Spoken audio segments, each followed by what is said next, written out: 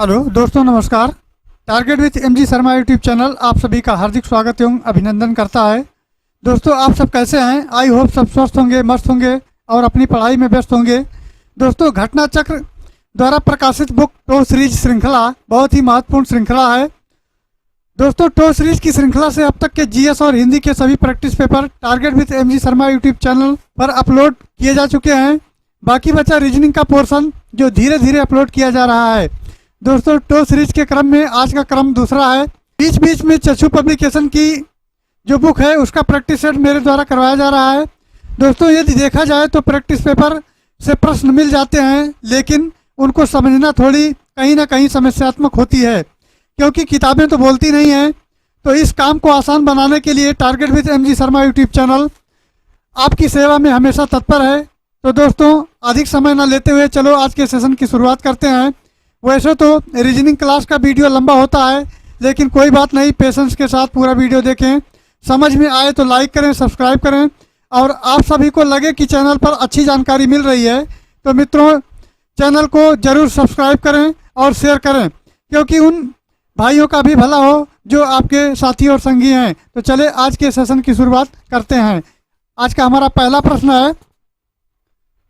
यहाँ 5 शब्द दिए गए हैं, जिनमें से 4 किसी न किसी प्रकार से एक समान हैं और इनमें भिन्न हैं। भिन्न का चयन करना है। नेवला दिया है, उद्बिलाव दिया है, शाही दिया है, चूहा दिया है और गिनी पिग दिया है। तो इसका सही राइट जो हमारा आंसर हो जाएगा, ये उद्बिलाव, गिनी पिग और चूहा ये जो है कृंतक जानवर हैं, जबकि ये नेवला जो है ये मांसाहारी वर्ग का प्राणी है। नेवला हमारा राइट आंसर हो जाएगा। चलिए आगे बढ़ते हैं। नेक्स्ट हमारा है, तो दोस्तों हमारा रहा ये दूसरा प्रश्न। ये दूसरा प्रश्न दिया गया है, प्रश्न संख्या 52। निम्न विकल्पों में से उस चित्र का चयन करें जिसके साथ चित्र सी का वही संबंध है जो आकृति बी और ए के बीच में है। अर्थात इसको देख लेते हैं। तो ये आकृति है और ये बी आकृति है। तो जिस प्रकार ए आकृति का संबंध बी से है, उसी प्रकार सी आकृति का संबंध डी से होगा। तो ये डायग्राम हमको बना दिया गया है। अर्थात ये डायग्राम देखते हैं तो इस तरह का ये ऊपर था और ये बीच में चला आया है। तो यहाँ भी सेम पैटर्न वही होगा। तो इसका जो सही उत्तर हमारा होगा वो बी ऑप्शन में दिया गया है। अर्थात जो यहाँ था ये यहाँ आपको मिल रहा है। तो बी इसका सही उत्तर हो जाएगा।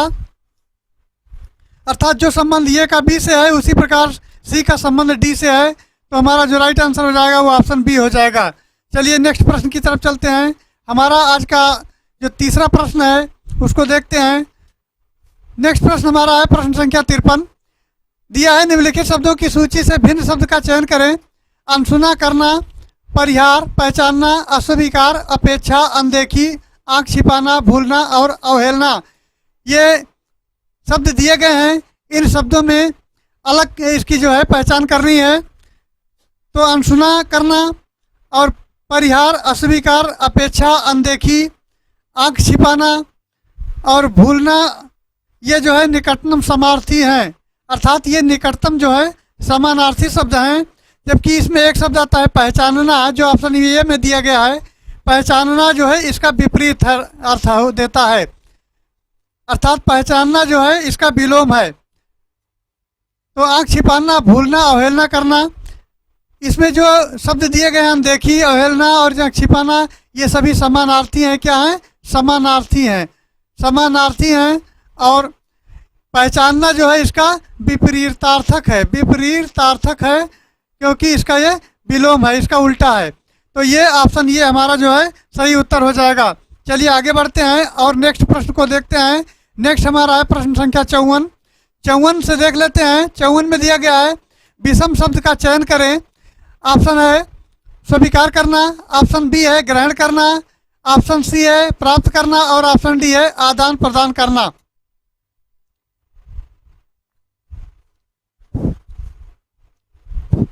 तो मित्रों, जो इसका राइट आंसर हो जाएगा वो ऑप्शन डी हो जाएगा। कौन सा ऑप्शन होगा? ऑप्शन डी इसका होगा, क्योंकि स्वीकार करना, ग्रहण करना और प्राप्त करना एक दूसरे के पर्याय हैं। अर्थात ये एक दूसरे के पर्याय हैं। और आदान प्रदान जो होता है, इसमें वस्तु को एक वस्तु ली जाती है, दूसरी दी जाती है। अर्थात इसमें लेना देना होता है, लेन देन का काम होता है। तो ये जो है इसके डिफरेंट में आता है, अर्थात डी ऑप्शन हमारा सही उत्तर हो जाएगा, आदान प्रदान करना। चलिए नेक्स्ट प्रश्न पर चलते हैं। हमारा अगला प्रश्न है 55। 55 देखते हैं। 55 में दिया गया है एक एयरलाइंस में 120 यात्रियों को हार्ड ड्रिंक और आइस टी परोसे गए। 75 यात्रियों ने हार्ड ड्रिंक का आनंद लिया और 62 ने आइस टी का आनंद लिया। यदि 40, तो दोस्तों इस प्रश्न को पुनः पढ़ देते हैं। इसमें दिया गया है एक एयरलाइंस में 20 यात्रियों को हार्ड ड्रिंक और आइस टी परोसे गए। 75 यात्रियों ने यानी हार्ड ड्रिंक का आनंद लिया और 62 ने आइस टी का आनंद लिया। यदि 40 ने दोनों का आनंद लिया तो कितने यात्रियों ने पेय पदार्थों में से किसी का भी आनंद नहीं लिया, ये हमको बताना है। तो चलिए इसको देख लेते हैं। इसका डायग्राम बना लेते हैं सबसे पहले। तो डायग्राम कुछ इस तरह बनेगा। तो इसमें कुल मिला के जो है 40 जो है वो दोनों का आनंद ले रहे हैं, तो ये बीच वाला पोर्शन हो जाएगा 40। अर्थात 40 में जो है ये हार्ड टी वाले भी हैं और आइस टी वाले भी हैं। तो एक तरफ तो लिख लेते हैं आइस टी लिख लेते हैं और दूसरी तरफ लिख लेते हैं हार्ड टी। अर्थात ये ठंडा है, एक तरफ गर्म है, ये हार्ड ड्रिंक्स है और 40 हैं। अब 40 में 22 जोड़ देंगे तो दोस्तों जब 22 और 40 ये मिलाएंगे तो कुल मिला हो जाएगा 2 और 4 2 6, अर्थात ये 62 हो जाएंगे। और 62 क्या कह रहा, आइस टी। तो ये आइस टी अर्थात दोनों में जो इंक्लूड है वो 40 है और ये 22 अलग है, तो ये दोनों मिला के हो जाएंगे 62 जो यहाँ दिया गया है। चलिए नेक्स्ट भी देखते हैं। और 40 और 35 को जब मिलाएंगे तो ये हो जाएगा, ये 75 हो जाएगा और 75 जो आइस टी दिया गया है अर्थात यहाँ जोड़ेंगे। और ये 40 कॉमन है, दोनों में है तो दोनों तरफ रहेगा, अर्थात 22 और 40 को जोड़ेंगे तो ये हो जाएगा 62 जो कि दिया गया है। और इधर 40 और 35 को जोड़ेंगे तो ये 75 हो जाएगा। अर्थात आइस टी जो है 62 है और हार्ड टी है 75 और 40 लोग ऐसे हैं जो दोनों का आनंद ले रहे हैं। तो चलिए इस डायग्राम के माध्यम से आसानी से हल कर लेते हैं। तो हमको निकालना है किसी भी पेय पदार्थ का आनंद ना लेने वाले यात्रियों की संख्या ज्ञात करनी है। तो दोस्तों ऐसे यात्रियों की जो संख्या है वो 120 दी गई है, अर्थात 120 यात्री हैं। तो सबसे पहले 120 लिख लेते हैं, उसके बाद जितने भी यात्री हैं इसको घटा देते हैं तो 22 हो गया और प्लस 40 हो गया और प्लस 35 हो गया। यहाँ तक का समझ में आ जाना चाहिए। तो 120 यात्री कुल दिए गए हैं और 22, 40 और 35 इनको ब्रैकेट के अंदर जोड़ लेते हैं तो कुल मिला के 120 में ये 22, 40 और 35 जो हो जाएंगे तो इसको जोड़ लेते हैं। 5 और 2 7 हो गया और 3 4 3 7 और 2 9 हो गया। कुल मिला के 97 यात्री ऐसे हो गए जो सभी का आनंद ले रहे हैं। तो कितने ऐसे हैं जो नहीं आनंद ले रहे हैं, तो 120 में से अगर 97 निकालेंगे तो कुल बचेंगे 23 और 23 यात्री ऐसे हैं जो किसी भी पेय पदार्थ का आनंद नहीं लिए, अर्थात वो कुछ नहीं पिए। तो 23 हमारा दिया गया ऑप्शन सी में और ऑप्शन सी इसका राइट आंसर हो जाएगा। तो ये प्रश्न हमारा पूरा हुआ। चलिए आगे बढ़ते हैं नेक्स्ट प्रश्न पर और अगला देखते हैं। अगला प्रश्न जो है वो दिया गया है 56 नंबर। 56 नंबर कहता है नीचे दिए गए वेन आरेख का अवलोकन कीजिए। इसमें डायग्राम बनाए गए हैं और गणित के कुछ छात्र हैं, इतिहास के हैं, भूगोल के हैं, विज्ञान के हैं। ये 4 विषय दिए गए हैं, 4 सब्जेक्ट हैं। कौन कौन है, इतिहास है, भूगोल है, उसके बाद गणित है और गणित के बाद में फिर है विज्ञान। ये 4 विषय जो दिए गए हैं और ये डायग्राम के माध्यम से दर्शाए गए हैं। तो बताइए कौन सा विषय सबसे अधिक छात्रों द्वारा चुना गया। तो चलिए इसको देखते हैं। तो दोस्तों 56 नंबर की बात करें तो इसमें जो है गणित के छात्रों की संख्या पहले निकाल लेते हैं। तो जब गणित के छात्रों की संख्या निकालेंगे तो विषय लिखेंगे गणित के छात्रों की संख्या। तो यहाँ लिख लेते हैं गणित के छात्रों की संख्या यहाँ हो जाएगा। तो सबसे पहले तो हो जाएगा 9 दिया गया है। उसके बाद 14 है, 14 के बाद 13 है, 13 के बाद 20 है, और 20 के बाद में है 18, और प्लस फिर है 13 और है 15। तो कितने ऐसे छात्र हैं, इनको जोड़ लेना है। तो 9 है, 14 है और 20 है, ये 20, और उसके बाद में 18 है, 18 के बाद में 13 है, और 13 के बाद में ये 15 है। तो ये गणित के छात्रों की संख्या को दर्शाता है। तो इनको जोड़ लेते हैं। तो यहाँ जोड़ लेते हैं 9 4 13, 13 26, 26 और 8 34, 34 और 3 37, 37 और 5 ये हो जाएगा 42, 42 और हासिल आया 4, 4 5 2 7 8, 8 1 9, 9 1 10। कुल मिला के जो संख्या आ गया वो 102 आ गया। तो गणित के छात्रों की संख्या हो गई 102। और इतिहास के छात्रों की संख्या देख लेते हैं। तो ये हो गया इतिहास की। इतिहास में देख लेते हैं। तो इसमें दिया है 16, इतिहास यहाँ आपका है ये ऊपर 16 और प्लस 14, उसके बाद 13, 13 के बाद 12, 12 उसके बाद 18, 18 के बाद में फिर है 20, और 20 प्लस हो जाएगा 18। इनको जोड़ेंगे तो कितनी संख्या आएगी, जोड़ लेते हैं। 6 4 10, 3 13, 2 15, 15 5 20, 3 23, 23 और 7 30 और 1 31, 31 और 3 हो गया। 3 1 4 1 5, 5 1 6, 6 1 7, 7 2 9, 9 1 10। तो दोस्तों 10, 1 मिनट कहीं गलत हो रहा है, इसको जोड़ना। 6 4 10, 3 13, 2 15, 15 5 20, 3 23, 23 और 8 31 हासिल 3 1 4 1 5 1 6 1 7 1 8, 8 2 10 और 1 ये भी 11। तो कुल मिला के 111 हो गया। ये संख्या जो है 111 हो गई। अर्थात जो इतिहास के छात्र हैं कुल गए 111। इनको लिख लेते हैं 111। चलिए अगला देखते हैं। तो फिलहाल इसमें जगह तो बची नहीं, तो यहाँ इसको शॉर्टकट में अब लिख लेते हैं। तो जो गणित के छात्र हैं वो कुल मिला के 102 आ गए।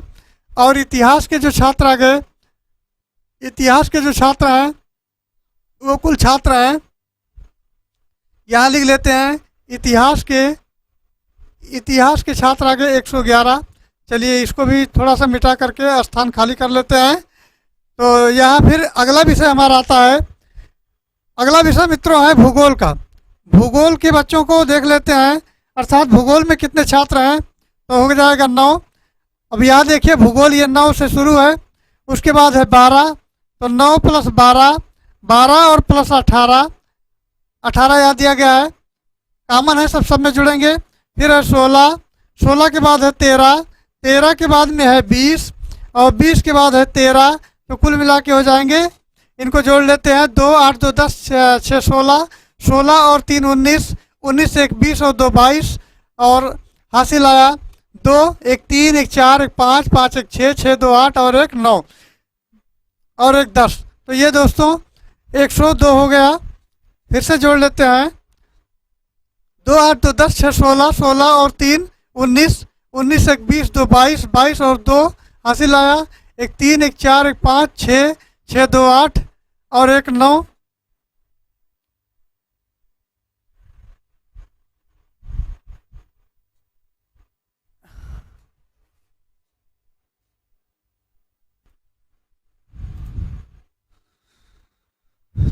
तो दोस्तों ये भूगोल का देख लेते हैं। तो भूगोल लिख लेते हैं भूगोल के विषय के बारे में।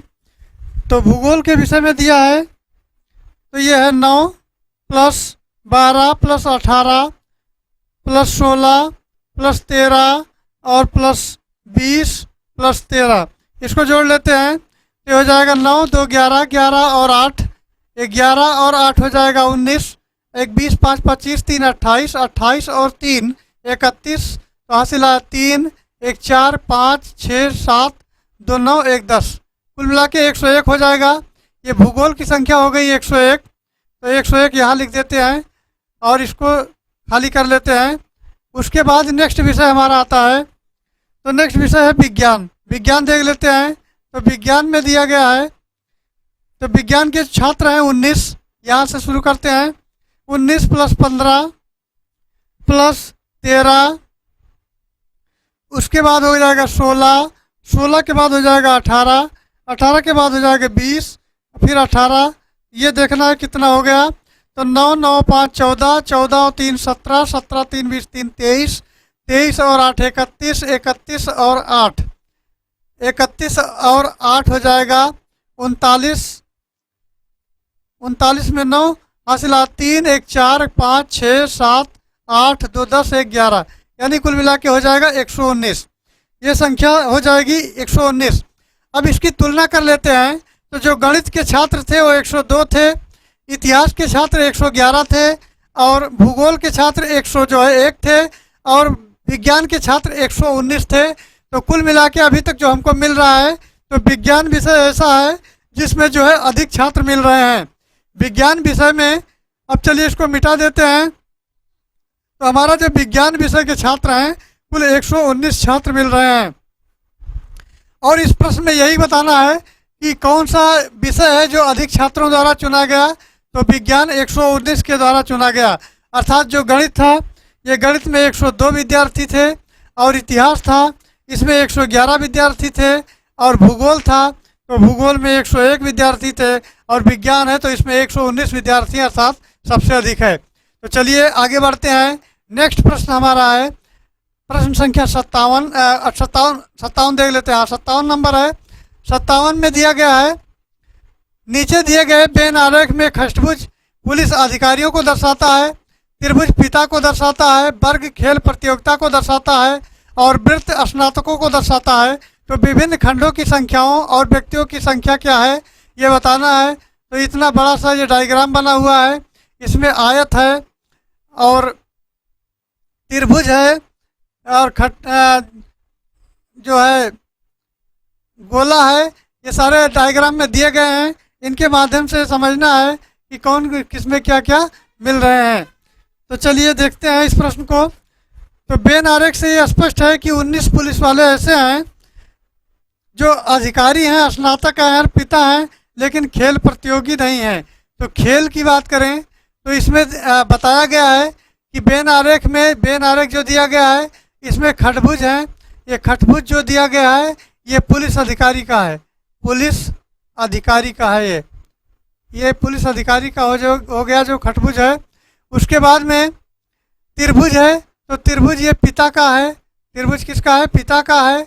और ये खेल प्रतियोगिता को दर्शाता है। वर्ग जो है, वर्ग खेल प्रतियोगिता है, तो ये खेल प्रतियोगिता है, खेल प्रतियोगिता है। अर्थात ये आयत दिख रहा होगा, लेकिन ये जो है पीडीएफ थोड़ा बढ़ा दिया गया है इसलिए आयत दिख रहा है, ये वर्ग है। तो ये खेल प्रतियोगिता दिखा रहा है। उसके बाद जो है आगे एक चित्र बचता है, ये गोला वाला। तो ये गोला जो दिखा रहा है हमको वो वृत्त यानी तो स्नातक को दिखा रहा है, स्नातक को दिखा रहा है। ये दिखा रहा है एक मिनट इसको मिटा लें, स्नातक को दिखा रहा है ये। तो अब इसमें देखना है कि जो पंक्तियां दी गई हैं यानी व्यक्ति दिए गए हैं उसमें ये देखना है कि वर्ग खेल प्रतियोगिता दर्शाता है, वृत्त दर्शाता है। लेकिन ये जो है सवाल का प्रश्न यहाँ से निचोड़ मिलता है, कितने पुलिस अधिकारी स्नातक हैं, पिता हैं, लेकिन खेल प्रतियोगिता नहीं है, खेल प्रतियोगी नहीं है। अर्थात कितने पुलिस अधिकारी स्नातक हैं, पिता हैं, लेकिन खेल प्रतियोगी नहीं है। तो खेल प्रतियोगी तो सबसे पहले निकाल देते हैं, और खेल प्रतियोगी जो है आपका ये खेल प्रतियोगी आपका वर्ग है, तो वर्ग से हट जाएगा वो। तो इसमें 19 पुलिस वाले ऐसे हैं, ये हट जाएगा। 19 पुलिस वाले ये ऐसे दिख रहे हैं जो है पिता भी हैं, अर्थात पिता के इसे वृत्त में भी आते हैं, स्नातक भी आते हैं, त्रिभुज में भी आते हैं, और ये खटभुज में आते हैं, लेकिन वर्ग में नहीं आते। तो कुल मिला के 19 पुलिस वाले ऐसे हैं जो स्नातक हैं, पिता हैं, अर्थात खेल प्रतियोगी नहीं है। तो ऑप्शन सी इसका सही उत्तर हो जाएगा, ऑप्शन सी इसका राइट आंसर हो जाएगा। चलिए आगे बढ़ते हैं। नेक्स्ट प्रश्न हमारा है प्रश्न संख्या 58 में दिया है 50 सहपाठियों में 27 क्रिकेट खेलते हैं, 29 फुटबॉल खेलते हैं और 9 क्रिकेट और फुटबॉल दोनों खेलते हैं। तो उन छात्रों की संख्या की पहचान करें जो ना तो क्रिकेट खेलते हैं और ना ही फुटबॉल खेलते हैं। तो चलिए इसमें बेन आरेख के माध्यम से हल कर लेते हैं। तो ये 58 नंबर है। ये बेन आरेख इस तरह बना है जो इसमें ये दोनों कॉमन है, और कॉमन जो हैं अर्थात 9 जो छात्र ऐसे हैं वो फुटबॉल और क्रिकेट दोनों है, तो 9 को यहाँ लिख देते हैं, 9 को यहाँ लिख देते हैं। अब इसको देखते हैं 50 जो हैं कुल सहपाठी हैं, इसमें 27 क्रिकेट खेलते हैं, तो ये वाला कॉलम में लिख लेते हैं क्रिकेट। ये हो गया क्रिकेट। तो क्रिकेट कितने खेलते हैं 27, और 27 से जब 9 निकाल देंगे तो ये बचेगा 18, ये बच जाएगा 18। और नेक्स्ट जो बता रहा है 29 फुटबॉल खेलते हैं, ये 29 फुटबॉल खेलते हैं, तो 29 में अगर 9 जोड़ देंगे तो ये हो जाएगा सॉरी 29 से जब 9 घटा लेंगे तो ये हो जाएगा 20, अर्थात 29 से ये जो 9 है ये सब में कॉमन है, इधर भी जुड़ेगा इधर भी जुड़ेगा, यानी दोनों में है, तो 18 और 9 ये हो जाएगा 27, और इधर जोड़ेंगे तो 20 और 9 हो जाएगा 29, तो ये एक 20 हो गया, यानी ये हो गया फुटबॉल। फुटबॉल, ये फुटबॉल हो गया। अब चलिए देखते हैं कुल जो हमारे सहपाठी हैं, यानी स्टूडेंट कह लीजिए, लोग कह लीजिए, कुछ भी कह लीजिए, तो ये 50 दिए गए हैं, और इनको जब जोड़ेंगे तो ये हो जाएगा 18 + 9 + 20, अर्थात ये पूरे डायग्राम जोड़ देंगे तो ये 18 और 9 27 हो गया, और 20 तो कुल मिला के हो जाएगा ये 47। कितना हो जाएगा 47 हो जाएगा, और 50 से जब 47 निकाल देंगे तो ये बचेगा 3, अर्थात 3 छात्र ऐसे हैं जो ना तो क्रिकेट खेलते हैं और ना ही फुटबॉल खेलते हैं, अर्थात वो कुछ नहीं खेलते, तो ऑप्शन ये में दिया गया है 3, अर्थात ऑप्शन ये इसका जो है सही उत्तर हो जाएगा। चलिए आगे बढ़ते हैं। नेक्स्ट प्रश्न हमारा है प्रश्न संख्या 59 में दिया गया है 59 नंबर कहता है नीचे दी आकृति में कुल कितने त्रिभुज हैं, त्रिभुजों की संख्या ज्ञात करनी है। तो इसमें काउंटिंग कर लेते हैं, तो 1 2 3 4 5 6 7 8 9 10 11 और 12, तो ये तो 12 त्रिभुज हो गए जो साफ साफ दिख रहे हैं। उसके बाद में और त्रिभुज देख लेते हैं, तो एक त्रिभुज ये हो गया, एक ये हो गया, एक ये हो गया, और एक ये 4 त्रिभुज हो गए, एक ये हो गया 5, ये हो गया 6, ये हो गया 7, ये हो गया 8, तो कुल मिला के 8 त्रिभुज और हो गए। तो दोनों को जब जोड़ दिया जाएगा तो ये 20 त्रिभुज हो गए, कुल मिला के 20 त्रिभुज हो गए, अर्थात इसमें एक फलक वाले जो होंगे वो 12 होंगे, तो एक फलक वाले जो हैं, एक फलक वाले हैं वो 12 हैं, और दो फलक वाले जो हैं, दो फलक वाले जो हैं ये कुल मिला के 8 हैं, तो ये 12 और 8 20 हो जाएगा, और 20 हमारा राइट आंसर जो है दिया है वो डी में दिया गया है, तो डी जो है इसका उत्तर हो जाएगा। चलिए आगे बढ़ते हैं। नेक्स्ट हमारा है प्रश्न संख्या 60 दिया गया है 15 बजे घड़ी घंटे की और मिनट की सुइयों के बीच का कोण होता है। तो भैया 15 बजे घड़ी की सुई का कोण बताना है हमको, तो चलिए इसको देख लेते हैं। तो 15 बजना का मतलब होता है 12 और +3, अर्थात जब ये AM PM में देखा जाएगा तो ये जो 24 घंटे वाली जो रेशियो लेके चलेंगे तो ये बजेगा 15, अर्थात जिस तरह स्टेशन की घड़ी में बजता है तो ये 15 बजेगा कुल मिला के। अब अगर हम 12 घंटे के अंतराल पर लेते हैं, अर्थात ये AM PM देखते हैं, आफ्टर मेरिडियन और पास्ट मेरिडियन, PM होता है पास्ट मेरिडियन और ये होता है आफ्टर मेरिडियन, यानी पूर्वा से पहले पूर्वा के बाद में। तो यहाँ जो है हो जाएगा 12, तो ये हो जाएगा और 3 हो जाएगा, अर्थात 3 PM।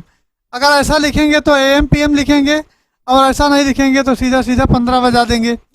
तो चलिए ये तो रहा सवाल का स्ट्रक्चर। अब देख लेते हैं कि कैसे जो है ये हमारा सवाल हल होता है। तो दोस्तों इसमें एक फार्मूला लगता है, फार्मूला है m बराबर 2/11 और 30t ± थीटा। ये फार्मूला हमेशा ध्यान में रखना है। तो चलिए इस मान को रख देते हैं। तो पहले तो m का मान 0, अर्थात कुछ बजा नहीं है, केवल 3 बजा है, अर्थात मिनट यहाँ कुछ नहीं है, तो मिनट 0 हो जाएगा, बराबर हो जाएगा 2/11 और 30 हो जाएगा, और t जो टाइम हमारा है अर्थात 3 है, जो घंटा अर्थात बजा जो है वो 3 बजा है, तो 3 लिखेंगे और प्लस और माइनस ये थीटा हो जाएगा। अब चलिए इसको जो पक्षांतर कर लेते हैं, तो ये 11 तो आ जाएगा यहाँ, तो ये 0 गुणे 11 हो जाएगा, तो ये हो जाएगा 0। चलिए आगे देखते हैं, 2 है और ये 30 गुणे 3 है प्लस माइनस थीटा है, तो इसको हल कर लेते हैं तो ये हो जाएगा। चलिए एक दो लाइन मिटा लेते हैं, हाँ एक लाइन मिटा लेते हैं, तो ये हो जाएगा, ये इधर का पोर्शन तो 0 हो गया और ये हो गया 30 तिहाई 90 और 90 दूना 180 हो जाएगा, प्लस माइनस ये हो जाएगा 2 थीटा। अब यहाँ जब इसको देखेंगे तो ये हो जाएगा 180 बराबर 2 थीटा, यानी थीटा बराबर हो जाएगा 180 बटा 2 यानी 90 अंश। और जो हमारा उत्तर आएगा वो 90 अंश हो जाएगा, अर्थात इस तरह का ये कोण बन जाएगा 90 अंश जो बी में दिया गया है। जो 90 अंश हमारा उत्तर होगा। और घड़ी को बनाकर ही अगर देखा जाए तो ये घड़ी है, तो थोड़ा डायल जो है सही नहीं बन रहा है, 1 मिनट पहले देखते हैं इसको बना के ढंग से। तो ये बन रहा है इस तरह, और ये घड़ी है हमारी, ये इसका मिड पॉइंट है, तो ये 3 बजेगा और मिनट की सुई यहाँ होगी, तो ये 90 अंश हो जाएगा। अर्थात इसको थोड़ा ध्यान से अगर मन में विचार करें तो ये लगाने की ज़रूरत ही नहीं, 90 अंश सीधा सीधा आ रहा है, तो 90 अंश हमारा हो जाएगा। चलिए आगे बढ़ते हैं। नेक्स्ट प्रश्न की बात की जाए तो नेक्स्ट प्रश्न हमारा है प्रश्न संख्या 61 देखते हैं। 1 मिनट, 61 नंबर कहाँ चला गया? हाँ ये 61 नंबर देखते हैं। दीपक ऑफिस जाने के लिए अपने घर से निकलकर 4 किलोमीटर पूरब की ओर चलता है, फिर वो बाएं मुड़कर 3 किलोमीटर चलता है। उसकी बहन दीपिका कॉलेज जाने के लिए उसी घर से निकलकर 16 किलोमीटर पूरब की ओर चलती है और फिर बाएं मुड़कर 8 किलोमीटर चलती है। ऑफिस और कॉलेज के मध्य न्यूनतम दूरी ज्ञात करनी है, तो चलो ज्ञात कर लेते हैं। तो इसमें दिया गया है, सबसे पहले दीपक ऑफिस जाने के लिए घर से निकलता है, तो ये मान लिया दीपक है और ये ऑफिस जाने के लिए घर से निकला, तो ये सबसे पहले 4 किलोमीटर पूरब गया, अर्थात यहाँ से ये पूरब की तरफ गया। डायग्राम यहाँ देख लेते हैं, ये दाहिने साइड का पूरब होता है, बाएं साइड का पश्चिम होता है और सामने का उत्तर होता है और पीछे का दक्षिण होता है। ये डायग्राम हमेशा दिमाग में रखना है कि आप कहीं भी बैठे हों, सामने वाला उत्तर, पीछे वाला दक्षिण और दाहिने वाला पूरब, तो बाएं वाला पश्चिम हो जाएगा। चलिए अब इसको देख लेते हैं। तो सबसे पहले तो ये जो है दीपक है और दीपक ऑफिस जाने के लिए घर से निकला और 4 किलोमीटर पूरब की तरफ गया, तो पूरब की तरफ ये जा रहा है। पहला स्टेप पूरा हुआ, फिर बताता है बाएं मुड़कर 3 किलोमीटर, तो जब ये इधर जाएगा तो बायां इसका ये होगा, अर्थात ये 3 किलोमीटर है। थोड़ा सा इसको बड़ा कर लेते हैं। तो ये जब बाएं मुड़ा तो 3 किलोमीटर गया। उसके बाद इसकी बहन दीपिका कॉलेज जाने के लिए उसी घर से निकली, अर्थात घर तो यही है, तो ये भी निकली और ये निकल करके 16 किलोमीटर गई, अर्थात ये सीधे चली गई 16 किलोमीटर, तो पूरब की ओर गई है। तो ये जो पूरी दूरी हो जाएगी ये 16 किलोमीटर हो जाएगी। उसके बाद फिर ये इसकी बहन क्या करती है, ये बाएं मुड़ती है ये भी और ये 8 किलोमीटर चलती है, ये 8 किलोमीटर यहाँ चली। तो एक तो ये ऑफिस गया है और ये कॉलेज गई है। अब इसमें बताना है कि कॉलेज से ऑफिस की दूरी, अर्थात ये जो डॉट लाइन से मिला रहे हैं ये दूरी कितनी है ये बताना है। तो सिंपल सा है, इसको डॉट लाइन से सबसे पहले मिला लेते हैं, ये मिला लेते हैं। तो ये दूरी जब 3 किलोमीटर है, अर्थात ये पूरी दूरी है 16 किलोमीटर। अब जब 16 में से 4 ये निकल गया,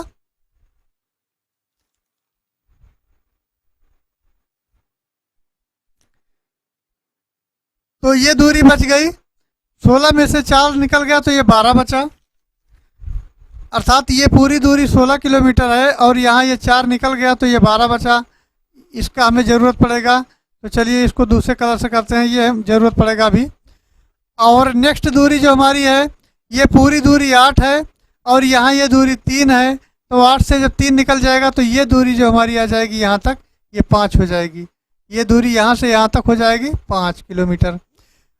अब यहाँ सिंपल हो गया, अगर ये 12 है तो ये भी 12 होगा। तो पाइथागोरस प्रमेय के अनुसार, अर्थात इसको मान लेते हैं, ये कर्ण मान लेते हैं, तो कर्ण हो गया ये, तो कर्ण का स्क्वायर हो गया बराबर हो गया आधार का स्क्वायर प्लस लंब का स्क्वायर। तो कर्ण का स्क्वायर हमको ज्ञात करना है, ये दूरी अर्थात ऑफिस से लेकर के और कॉलेज तक की दूरी हमें ज्ञात करनी है। तो ये हो जाएगा 12 का स्क्वायर और प्लस हो जाएगा ये 5 का स्क्वायर, तो ये हो जाएगा। तो चलो आगे फिर इसको थोड़ा हटा लेते हैं और उसके बाद देखते हैं। तो ये हो जाएगा 12 बराबर में 144 होता है, प्लस 50 25 होता है। इनको जोड़ लेते हैं। तो दोस्तों इसको जोड़ने पर जो है ये आता है 169 169 आता है, यानी 5 4 9 4 2 6 और 1। तो जब ये इसका इधर वर्ग हटाएंगे तो ये वर्गमूल में हो जाएगा और 169 जो होता है 13 का वर्ग होता है। तो सिंपल सा ये 13 जो हमारा बी में दिया गया है, 13 जो हमारा उत्तर दिया गया है ये बी में दिया गया है, तो इसका सही उत्तर हो जाएगा ऑप्शन बी 13 किलोमीटर। अर्थात ये दूरी जो है यहाँ से लेकर यहाँ तक ये 13 किलोमीटर हो जाएगी। तो चलिए आगे बढ़ते हैं। नेक्स्ट हमारा है, नेक्स्ट प्रश्न है 62 नंबर देखते हैं। 62 में दिया गया है, हनीफ की इच्छा होती है कि वो अपने दोस्त, पेन चेंज कर लें। हनीफ की इच्छा होती है, एक मिनट, हाँ इसको देखते हैं। हनीफ की इच्छा होती है कि वो अपने दोस्त अपने जोसेफ के घर का पता लगाए, जिसका घर उसके घर से 20 किलोमीटर पूर्व की ओर है। हनीफ अपने घर से उत्तर की ओर 5 किलोमीटर चल पड़ता है और दाहिना मोड़ लेते हुए 11 किलोमीटर चलता है। फिर वो दाहिना मोड़ लेता है और 9 किलोमीटर चलता है। वो फिर बायां मोड़ लेता है, 9 किलोमीटर चलता है। उस जगह पर आकर वो जोसेफ को ढूंढने में मुश्किल में पड़ जाता है और रुक जाता है वहीं पर। वहाँ से कितनी दूरी पर वो किस दिशा में हनीफ को चलना चाहिए अब कि वो जोसेफ के घर का पता लगा सके। तो चलिए इसको देख लेते हैं। प्रश्न थोड़े बड़े बड़े हैं लेकिन बहुत ही लाजवाब प्रश्न है। तो चलिए देखते हैं। तो कलर ले लेते हैं पीला, उसके बाद देखते हैं इसको। तो मित्रों इसमें दिया गया है, सबसे पहले तो हनीफ की इच्छा होती है, तो इच्छा होती है कोई बात नहीं, जोसेफ का घर पता लगाएं। वो अपने घर से 20 किलोमीटर पूर्व की ओर चलता है। सेम वही चीज़, ये डायग्राम बना लीजिए। इधर पूरब होगा, इधर पश्चिम होगा, इधर उत्तर होगा, इधर दक्षिण होगा। तो वो पूरब की ओर चलता है 20 किलोमीटर। ये 20 किलोमीटर हो गया। तो ये तो पूरा 20 किलोमीटर हो गया। एक मिनट, इसको थोड़ा यहाँ लिखते हैं ताकि समझने में आसान रहे। यहाँ ये टोटल दूरी ले लेते हैं 20 किलोमीटर। तो यहाँ जो है ये 20 किलोमीटर हो गया। हनीफ अपने घर से उत्तर की ओर 5 किलोमीटर चलता है। तो सबसे पहले यहाँ से करते हैं। ये हनीफ का घर है और ये उत्तर की तरफ जाएगा 5 किलोमीटर।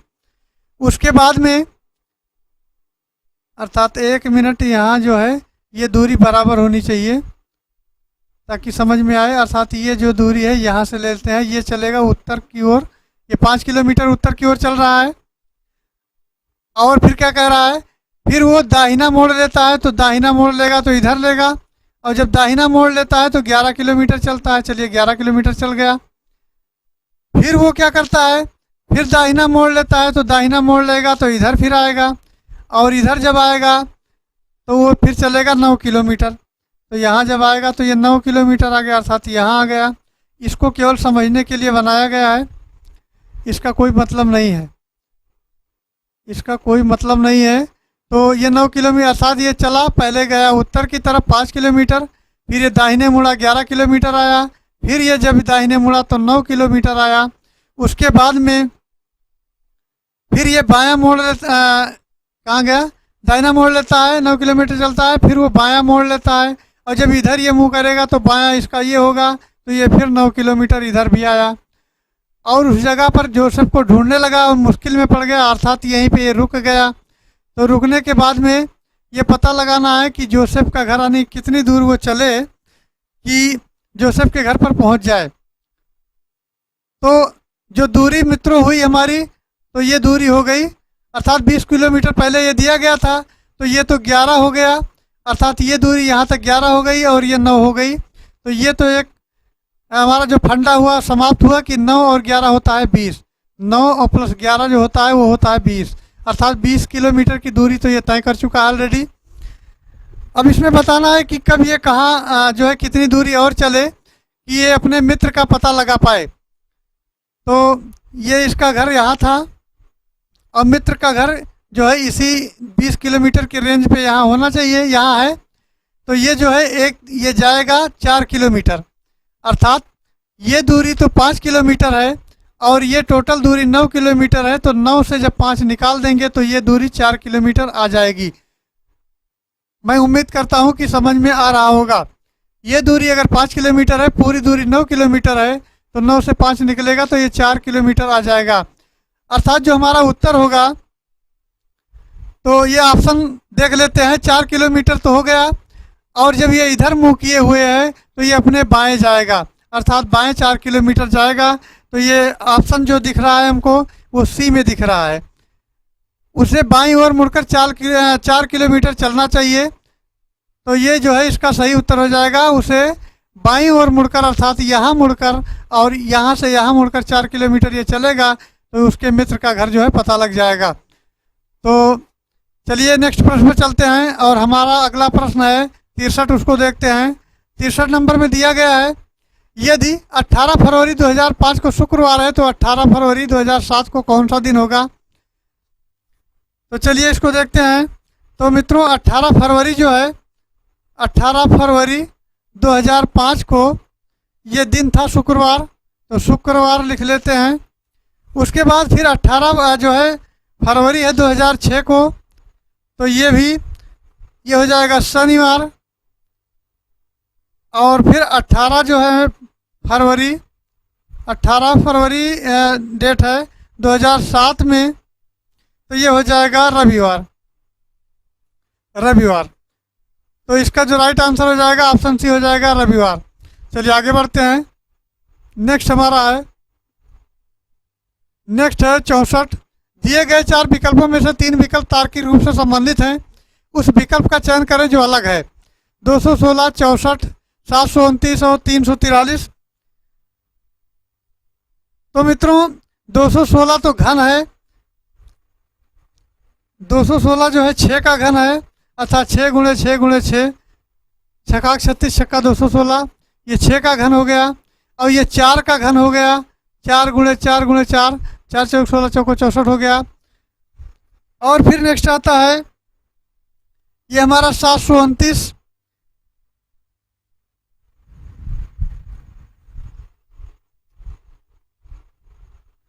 तो 729 जो है ये 9 का घन है, यानी 9 गुणे 9 गुणे 9।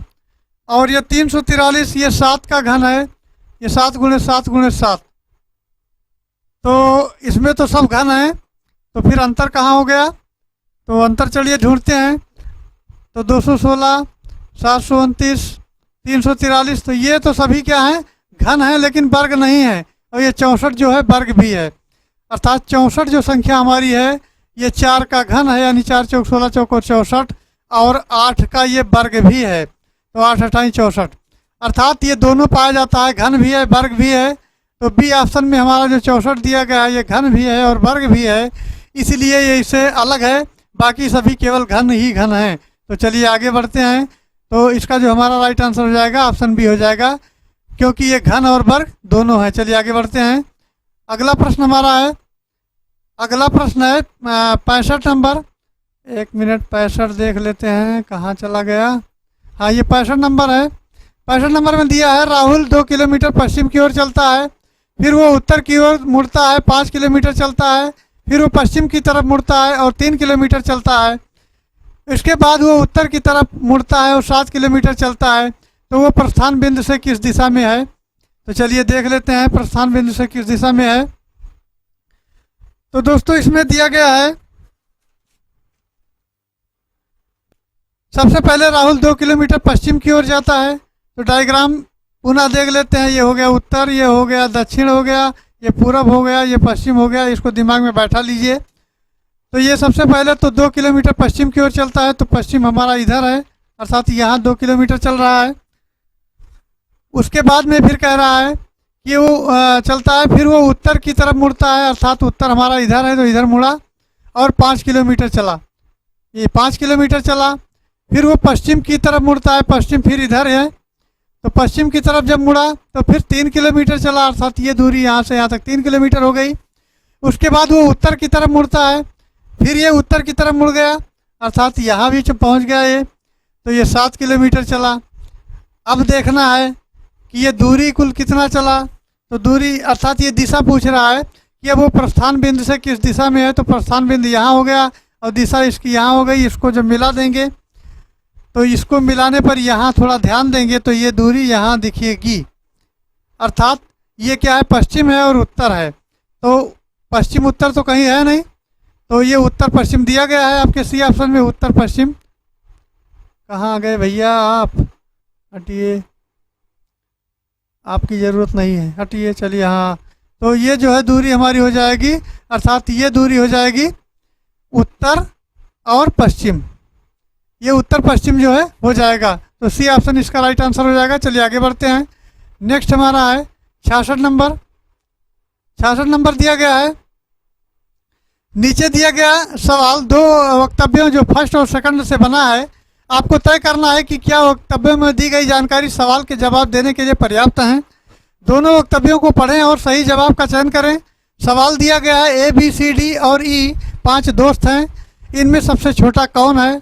तो ये तो सवाल दिया है और उत्तर भी दिया है। ए डी और सी से लंबा है, ई ए से लंबा है और एफ इन सभी से लंबा है। तो चलिए यहाँ थोड़ा सा जगह लेते हैं और उसके बाद में इसको हल कर लेते हैं। तो ये 66 नंबर हमारा है। तो दोस्तों जो कथन फर्स्ट के अनुसार हम देखते हैं, फर्स्ट और सेकंड दोनों के अनुसार देखते हैं, तो इसमें दिया गया है अर्थात एफ जो है, कहाँ गया, एक मिनट,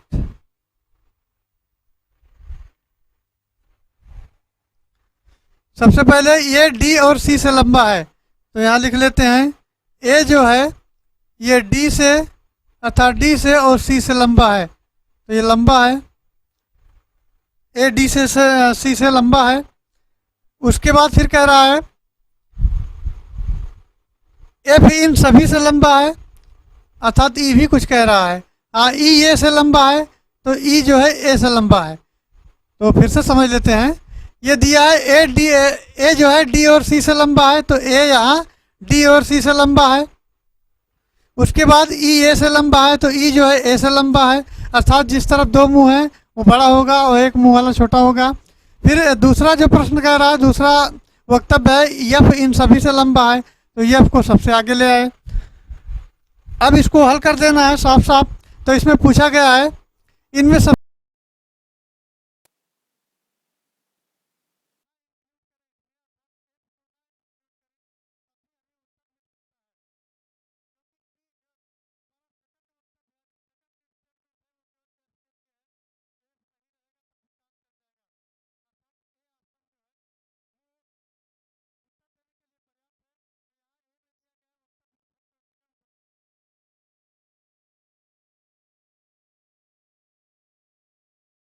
अगला प्रश्न देखते हैं। प्रश्न संख्या 67 देखते हैं। 67 में दिया गया है, नीचे दिया गया सवाल एक वक्तव्य के रूप में और उसके बाद पूर्वानुमान फर्स्ट और सेकंड दिए गए हैं।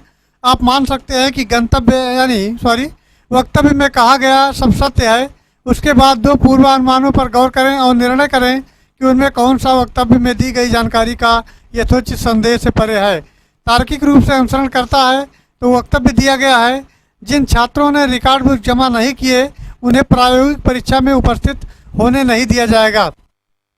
और पूर्वानुमान है, प्रायोगिक परीक्षा छात्राओं को तकनीकी रूप से विषय को मजबूत बनाती हैं। और सेकंड दिया है, रिकॉर्ड बुक प्रायोगिक परीक्षा में भाग लेने अनिवार्य हैं। तो दोस्तों इसका जो सही उत्तर हो जाएगा वो इन दिए गए वक्तव्यों के अनुसार जिन छात्रों ने रिकॉर्ड बुक जमा नहीं किया है उन्हें प्रायोगिक परीक्षा में उपस्थित नहीं होने दिया जाएगा। और ये स्पष्ट है कि रिकॉर्ड बुक प्रायोगिक परीक्षा के लिए अनिवार्य है, जबकि पूर्वानुमान में दिए गए वक्तव्य से अवगत है, यानी असंगत हमारा है जो पूर्वानुमान में दिया गया है। अतः केवल पूर्वानुमान सेकंड ही इसमें अंतर्निहित है। तो ऑप्शन जो बी होगा, अर्थात पूर्वानुमान जो सेकंड है वो निहित है। और रिकॉर्ड बुक जमा करेंगे, प्रायोगिक परीक्षा तभी होगी, तभी उपस्थित होने दिया जाएगा। तो ये तो अनिवार्य है, इसलिए जो हमारा है ये दो जो दिए गए हैं पूर्वानुमान, तो पहला पूर्वानुमान है, प्रायोगिक परीक्षा छात्र तकनीकी रूप से विषय मजबूत बनाती है, कोई ज़रूरी नहीं। और रिकॉर्ड बुक प्रायोगिक परीक्षा में भाग लेने के लिए अनिवार्य है, तो ये अनिवार्य है। तो बी इसका जो है पूर्वानुमान सेकंड सही आंसर हो जाएगा। अर्थात ये दिया गया है केवल पूर्वानुमान सेकंड निहित है। चलिए नेक्स्ट प्रश्न की तरफ चलते हैं। नेक्स्ट हमारा है प्रश्न संख्या 68। 68 में दिया गया है निम्नलिखित श्रृंखला प्रश्न चिन्ह के स्थान पर क्या आएगा। तो ये प्रश्न की श्रृंखला दी गई है। इसमें 10 है, 10 से 13 है, 13 से 17 है, 17 से 24 है, 24 से 35 है और 35 से आगे ज्ञात करना है। तो चलिए इसको थोड़ा बड़ा बड़ा लिख लेते हैं। तो 10 है, 10 से 13 है, 13 से 17 है, 24 है, 35 है और ज्ञात करना है। तो मित्रों जब हम 10 से 13 की तरफ चलते हैं तो 3 का वृद्धि होती है, और जब 13 से 17 की तरफ चलते हैं तो 13 और 4 की वृद्धि होती है। 13 और 4 17 होता है, और 17 से 24 की तरफ जब बढ़ते हैं तो 7 की वृद्धि होती है, यानी 17 3 20 और 7 हो जाएगा। 17 3 20 और 4 4 3 7 हो जाएगा। और 24 से जब 35 की तरफ बढ़ते हैं तो मित्रों इसमें 11 की वृद्धि होती है। और 35 से जब हम आगे बढ़ेंगे, अब यहाँ देख लेते हैं इनमें क्या अंतर है। तो 1 से 3 यानी 3 से 1 की वृद्धि हुई यहाँ, और यहाँ 3 की वृद्धि हुई, फिर यहाँ 4 की वृद्धि हुई। तो 1 3 4 7 अर्थात 4 के बाद फिर 7 की वृद्धि होगी। तो अर्थात 3 1 4 और 4 और 3 7, तो ये 7 की वृद्धि होगी। तो जब हम 11 में 7 जोड़ेंगे, यानी 11 में 7 जोड़ेंगे तो 11 7 18 हो जाएगा। ये 11 में जब 7 जोड़ेंगे तो ये 18 हो जाएगा। और 18 इसमें 35 में 18 जोड़ देंगे तो 35 में 18 जोड़ने पर 8 5 13 4 1 5 यानी 1 मिनट, हाँ 53 आ जाएगा।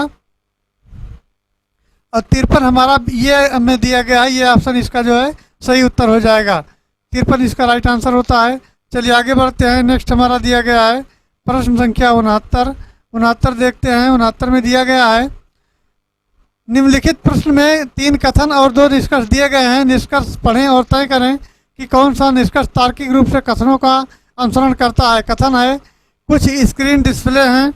तो चलिए बना लेते हैं। तो सबसे पहले तो स्क्रीन बना लेते हैं, यहाँ बना लेते हैं इसको, ये है स्क्रीन। और कुछ स्क्रीन कह रहा है डिस्प्ले हैं, तो ये डिस्प्ले हैं, डिस्प्ले इसको लिख लेते हैं, डिस्प्ले हो गया। फिर कह रहा है सारे मॉनिटर डिस्प्ले हैं, तो मॉनिटर इसके अंदर बना देंगे। तो सारे मॉनिटर डिस्प्ले हैं और सारे मॉनिटर बॉक्स हैं।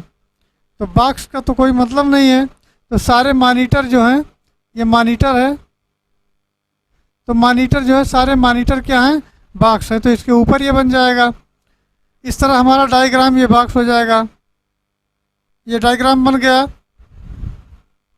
तो इसके अनुसार से देखा जाए तो इसमें दिया गया है उत्तर में कुछ डिस्प्ले बॉक्स हैं, तो कुछ डिस्प्ले जो हैं वो बॉक्स हैं। अर्थात इसमें पहला जो है सही है। और सेकंड है कुछ मॉनिटर स्क्रीन है, तो कुछ मॉनिटर जो है स्क्रीन नहीं है।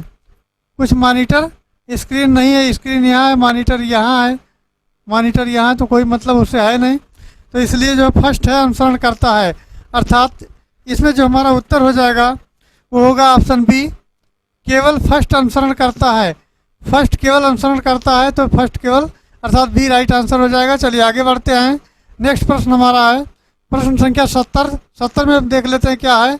निम्नलिखित वाक्यों को पढ़ें और जवाब दें कि निम्न की दलीलों में कौन सी प्रबल है। तो वक्तव्य दिया है क्या स्कूल स्तर पर 9वीं कक्षा तक सभी वार्षिक परीक्षाएं बंद कर देनी चाहिए। तो दलील दिया गया है हाँ, इससे अधिक से अधिक ग्रामीण छात्रों और माध्यमिक स्तर पर शिक्षा प्राप्त करने का अवसर प्राप्त होगा। और सेकंड दिया है नहीं, ये छात्रों को कॉलेज स्तर पर शिक्षा हासिल करने में मदद नहीं करेगा। तो दोस्तों जो दलील सेकंड दिया गया है वो प्रबल है। अर्थात सेकंड दलील है नहीं, ये छात्रों को कॉलेज स्तर पर शिक्षा हासिल करने में मदद नहीं करेगा। तो सेकंड दलील हमारा जो है ये मजबूत है, फर्स्ट दलील मजबूत नहीं है। तो इसका जो सी ऑप्शन दिया गया है केवल दलील सेकंड प्रबल है। तो ये सेकंड जो है सी ऑप्शन हमारा राइट आंसर हो जाएगा। चलिए आगे बढ़ते हैं। नेक्स्ट हमारा दिया गया है नेक्स्ट है 71। 71 में देख लेते हैं क्या है। निम्नलिखित प्रश्न में 3 कथन और 2 निष्कर्ष दिए गए हैं। निष्कर्ष पढ़ें और तय करें कि कौन सा निष्कर्ष तार्किक रूप से कथनों का अनुसरण करता है। इसमें कथन और निष्कर्ष वाले सवाल अधिक हैं। कथन दिया है कुछ कागज इस्पात हैं, तो कागज बना लेते हैं। तो सबसे पहले ये कागज है, फिर कह रहा है कुछ कागज इस्पात हैं, तो ये कागज हो गया, और ये कुछ कागज जो है इस्पात हो गए, तो ये इस्पात हो गया। फिर नेक्स्ट कह रहा है सारे इस्पात धातु हैं, तो सारे इस्पात को बना लेते हैं धातु, तो ये धातु हो गए सारे इस्पात। उसके बाद फिर कह रहा है सारी धातुएं काली हैं, तो सारी धातुएं जो हैं काली हैं, ये बना लिया गया इसके ऊपर। तो इसमें जो है सवाल पूछा गया है कुछ कागज धातु हैं, तो कागज यहाँ है और धातु हैं, तो कुछ कागज धातु हैं, सही है। उसके बाद फिर कह रहा है सारा इस्पात काला है, तो इस्पात तो काला ही है, तो ये भी सही है। अर्थात फर्स्ट और सेकंड दोनों अनुसरण करते हैं, तो फर्स्ट और अनुसरण कहाँ, सेकंड कहाँ गया, अर्थात सी ऑप्शन में दिया गया है। सी ऑप्शन में दिया गया है फर्स्ट और सेकंड दोनों अनुसरण करते हैं, तो ये सी ऑप्शन इसका सही उत्तर हो जाएगा। चलिए आगे बढ़ते हैं। नेक्स्ट प्रश्न हमारा है, नेक्स्ट प्रश्न दिया गया है 72। 72 में क्या है देख लेते हैं। निम्नलिखित में कौन सी आकृति इसके बीच के रिश्ते को दर्शाती है, अफ्रीका, सेशल्स और विक्टोरिया। तो दोस्तों 72 नंबर की बात की जाए तो इसमें पहले डायग्राम बना लेते हैं। तो एक हो जाएगा ये आपका विक्टोरिया, सॉरी सेशल्स, सेशल्स कह रहा है, तो सेशल्स बना लेते हैं। और सेशल्स के बाद में कह रहा है विक्टोरिया, तो सेशल्स जो है विक्टोरिया सेशल्स की राजधानी है, तो सेशल्स की राजधानी जब विक्टोरिया है तो विक्टोरिया बीच में बनेगी, तो ये हो गया विक्टोरिया। विक्टोरिया जो है यहाँ हो गई, ये सेशल्स हो गया। और उसके बाद फिर कह रहा है अफ्रीका है, तो अफ्रीका जो है ये अलग है, अफ्रीका। तो इसमें जो है सवाल दिया गया है अफ्रीका की मुख्य भूमि से अलग है, तो इसका जो सही उत्तर हो जाएगा वो ये हो जाएगा, ये जो है इसका सही उत्तर हो जाएगा, क्योंकि ये दो डायग्राम इस बने हैं, इस तरह बने हैं, अलग अलग जो है एक अलग है। चलिए आगे बढ़ते हैं। तो इसका जो ऑप्शन होगा ये ऑप्शन हो जाएगा, 2 डायग्राम इसके इस अंदर अंदर बने, एक अलग है। चलिए आगे बढ़ते हैं। नेक्स्ट हमारा है प्रश्न संख्या 73। 73 देखते हैं। 73 में दिया गया है यदि एक विशेष भाषा में CATCHER लिखा जाता है, तो इसको लिखते हैं ECBEJGT के रूप में लिखा कोडबद्ध किया जाता है, तो LEATHER को उस कोड में किस रूप में कोडबद्ध किया जाएगा। तो चलिए इसको देख लेते हैं। तो मित्रों ये सवाल हमारा है, सबसे पहले तो इसको लिख लेते हैं CATCHER, ये दिया गया है। और उसके बाद यहाँ आता है तो ये होता है ECEBE और JC और T, ये दिया गया है। सबसे पहले इसको कोडबद्ध कर लेते हैं, अर्थात किस क्रमांक पे कौन सा लेटर है। तो C का होता है 3, A का होता है 1, T का होता है 20, C का होता है 3, H का होता है 8, E का होता है 5, R का होता है 18, इसी प्रकार E का होता है 5, C का होता है 3, B का होता है 22, E का होता है 5, J का होता है 10, C का होता है 3 और T का होता है 20। ये तो हमारे क्रमांक रहे। अब चलिए इसको देखते हैं 1 बाय 1 करके। तो 3 से लेकर 5 की तरफ जब बढ़ते हैं तो यहाँ 2 का जो है इंक्रीज होता है, यानी 2 नंबर इंक्रीज होता है, 2 संख्याएं बढ़ती हैं। चलिए ए से लेकर के जब फिर हम आगे बढ़ते हैं सी की तरफ, तो ए का 1 है और सी का 3 है, तो यहाँ भी 2 हो गया। उसके बाद टी से लेकर के जब 20 की तरफ जाते हैं तो 20 और 2 22, यहाँ भी 2 हो गया। सी से लेकर ई की तरफ तो यहाँ भी 2 हो गया। और एच का लेकर के और जे तक जाते हैं, यानी एच का 8 होता है, जे का 10 होता है, यहाँ भी 2 हो गया। ई का 5 और सी का 3 होता है, सॉरी ई का 5 होता है और जी, ये सी नहीं है जी है, यहाँ जी लिखा हुआ है, ये गलत से लिख गया, तो जी का होता है 7, जी का 7 लिख लीजिए। तो जब यहाँ 5 से 7 की तरफ बढ़ेंगे तो 2 का अंतर ये भी, और से 18 से 20 की तरफ 2 ये भी है, अर्थात सब में 2 2 का फंडा है। तो चलिए अब ये पता चल गया कि सब में 2 ही 2 है, तो चलिए इसको तो मिटा लेते हैं। उसके बाद सब में 2 2 हम भी ऐसा कर देते हैं।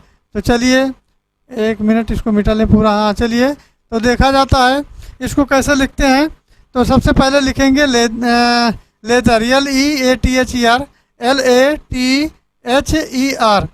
इसको लिख लेते हैं। तो एल का होता है 12, ए का होता है 2, टी का होता है 20, एच का होता है 8, ई का होता है 5 और आर का होता है 18।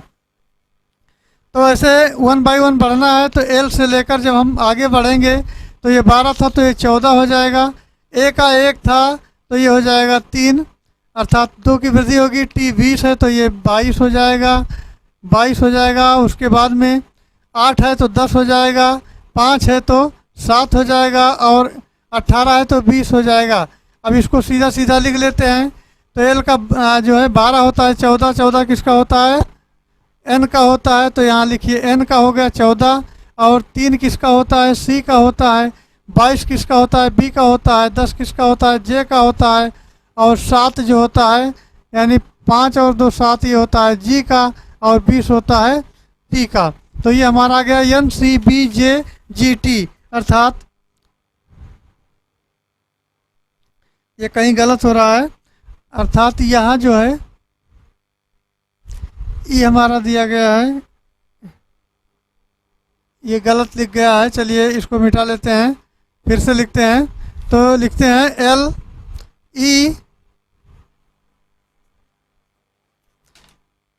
LE, उसके बाद में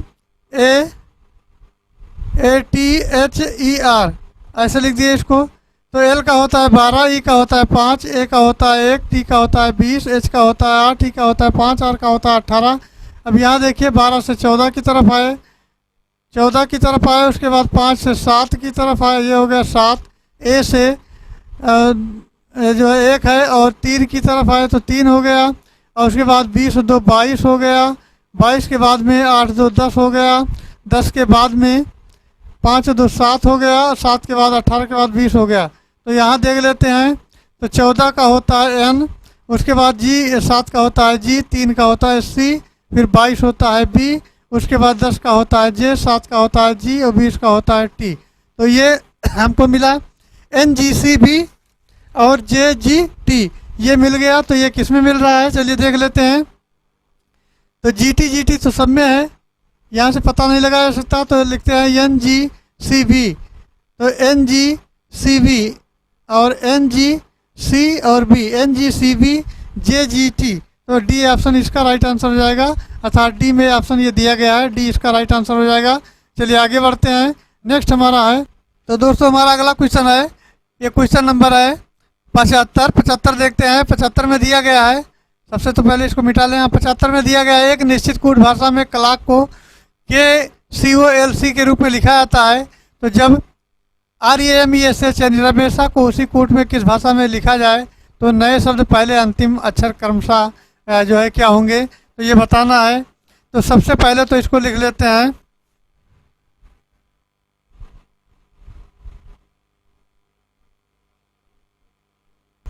तो दोस्तों इसके पहले एक सवाल छूट रहा है, ये 74 है, 74 देख लेते हैं।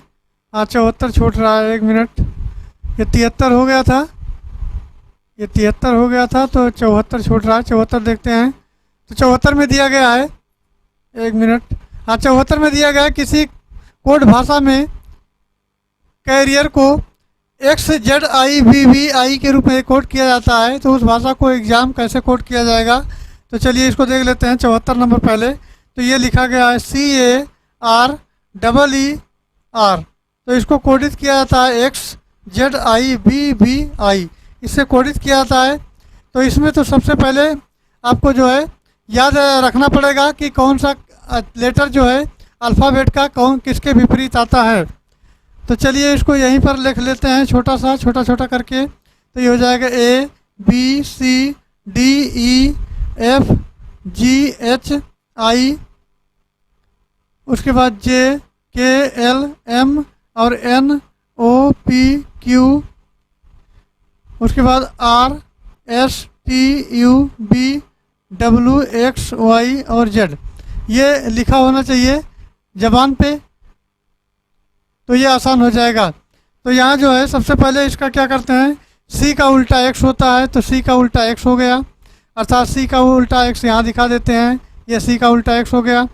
फिर A का उल्टा Z हो गया, R का उल्टा जो आई हो गया, और ई का उल्टा बी हो गया, ई का उल्टा बी हो गया, और आर का उल्टा आई हो गया। तो ये इस तरह उल्टे क्रम में लिखे गए हैं। इसी प्रकार एग्जाम देख लेते हैं। तो ये छोटा सा जगह है, इसमें देख लेते हैं ई एक्स ई एम। इसको उल्टा कैसे लिखेंगे? तो ई का उल्टा होता है, अर्थात यहाँ से देखेंगे ई का उल्टा बी होता है तो बी लिखेंगे। उसके बाद एक्स का उल्टा जो होता है वो एक्स का उल्टा यहाँ पे सी होता है तो सी लिखेंगे। उसके बाद ए का उल्टा होता है जेड होता है तो जेड लिख दिए। उसके बाद एम का उल्टा एन होता है, एम का उल्टा एन होता है तो ये हो जाएगा उल्टा जो है लेटर, अर्थात B C Z N, B C Z N. तो इसमें लिखा है बी सी जेड एन, अर्थात बी ऑप्शन जो है इसका सही उत्तर हो जाएगा। चलिए आगे बढ़ते हैं और अगला प्रश्न हमारा है 75 देखते हैं। 75 में दिया गया है एक निश्चित कूट भाषा में क्लॉक को KCOLC के रूप में लिखा जाता है, तो रमेशा को उसी कूट भाषा में कैसे लिखा जाएगा? जो नए शब्द पहले और अंतिम अक्षर क्रमशः क्या होंगे ये भी बताना है। तो चलिए इसको सबसे पहले लिख लेते हैं CLOC और K। उसके बाद इसको लिखते हैं KCOLC। तो K को K से मिला दीजिए, C को C से, O को O से, L को L से और C को C से। ठीक इसी प्रकार रमेशा को लिखना है तो इसको मिटा लेते हैं। अब ये पता चल गया हमको कि 1 बाय 1 लेटर को लिख लेना है। तो सबसे पहले लिख रहे हैं RAMES और HA। सबसे पहले ये पता चला था K को K से मिलाए थे, C को C से मिलाए थे, O को O से मिलाए थे, L को L से, और इसी प्रकार ये भी हो जाएगा A को A से, H को H से और S को S से, फिर उसके बाद E और E को फिर M के बाद A के बाद R, ये हमको मिल जाएगा।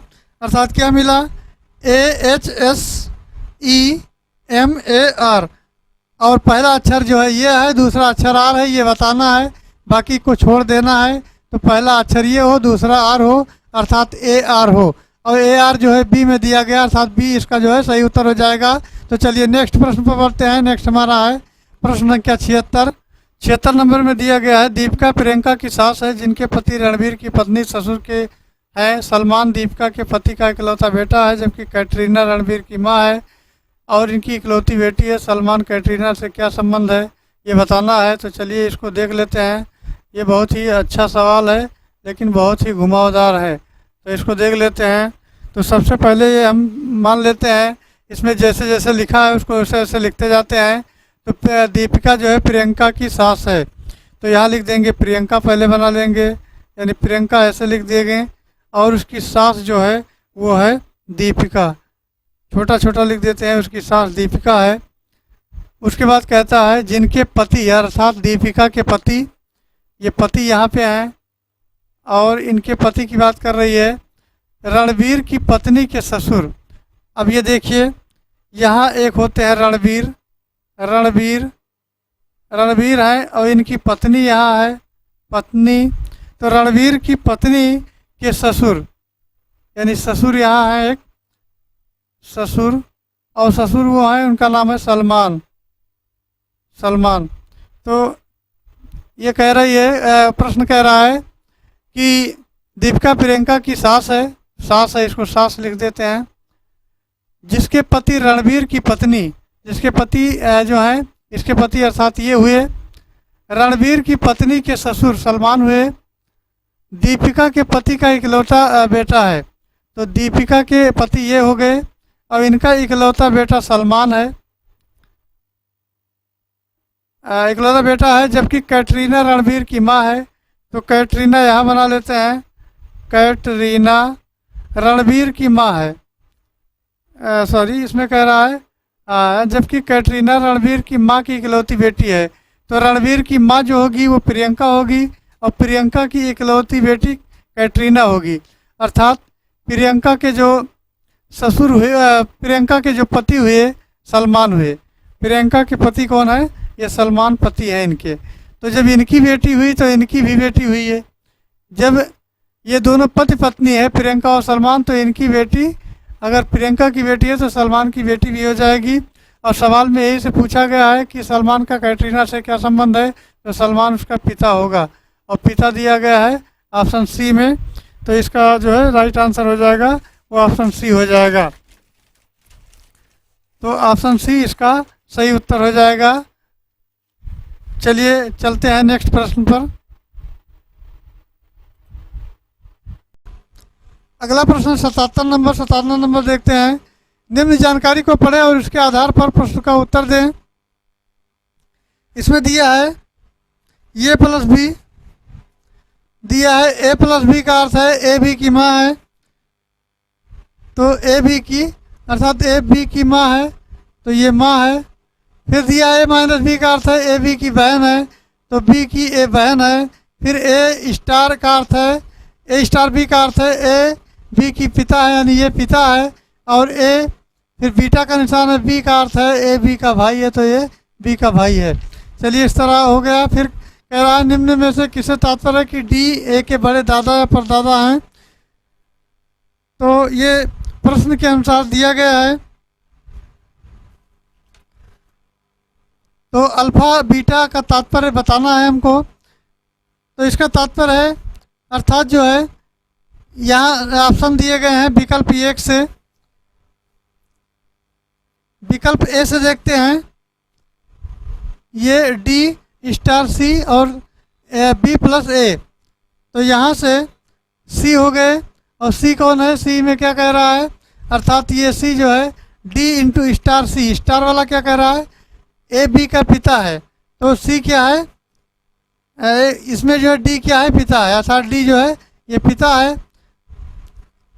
चलिए देखते हैं। फिर उसके बाद दिया गया है सी प्लस बी का अर्थ है, तो सी प्लस बी कहाँ है, यानी प्लस वाला कहाँ है, ए प्लस बी का अर्थ है ए जो है बी की माँ है, ए बी की माँ है, तो यहाँ सी प्लस डी है तो सी हो जाएगा, ये अर्थात माँ है। चलिए माँ हो गया। फिर नेक्स्ट कहता है ये बी प्लस ए, बी प्लस ए का अर्थ है ए बी की माँ है, तो ए जो है यहाँ बी लिखते हैं, बी माँ है अर्थात किसकी है ए की माँ है, तो ये हो गया। अब ये डी और ए में संबंध बताना है, तो डी और ए में संबंध हमको बताना है कि दादा या परदादा होंगे, तो ये पिता है इसके लड़के, तो ये दादा या परदादा हो जाएंगे, अर्थात इसका जो ऑप्शन हो जाएगा ये ऑप्शन सही आंसर होगा। चलिए आगे बढ़ते हैं। नेक्स्ट हमारा है प्रश्न संख्या है 78 देखते हैं। 78 में दिया गया है 78 में दिया गया है निखिल जो कि रमन का पुत्र है ईसा से कहता है आपकी माँ रिया मेरे पिता की छोटी बहन है, मेरे पिता सुरेश से दूसरी संतान है, सुरेश का ईसा से क्या संबंध है। ऑप्शन है पिता, चाचा, मामा, मौसा, भाई और दादा, नाना। चलिए देखते हैं 78 को। तो इसमें दिया गया है निखिल जो कि रमन का पुत्र है, तो निखिल लिखते हैं सबसे पहले लिखते हैं निखिल, NIKHI, निखिल हो गए, निखिल हो गए। और ये किसके पुत्र हैं, ये रमन के पुत्र हैं, तो रमन हो गए, निखिल जो है रमन के पुत्र हैं। फिर कह रहा है ईसा से कहता है कि आपकी माँ रिया, तो इसकी जो माँ हो जाएगी यानी रमन की माँ ये रिया हो जाएगी, रिया हो जाएगी। आपकी माँ मेरे पिता के छोटी बहन, अर्थात ये सुरेश की बहन हो जाएगी, सुरेश की ये सुपर हो जाएगा।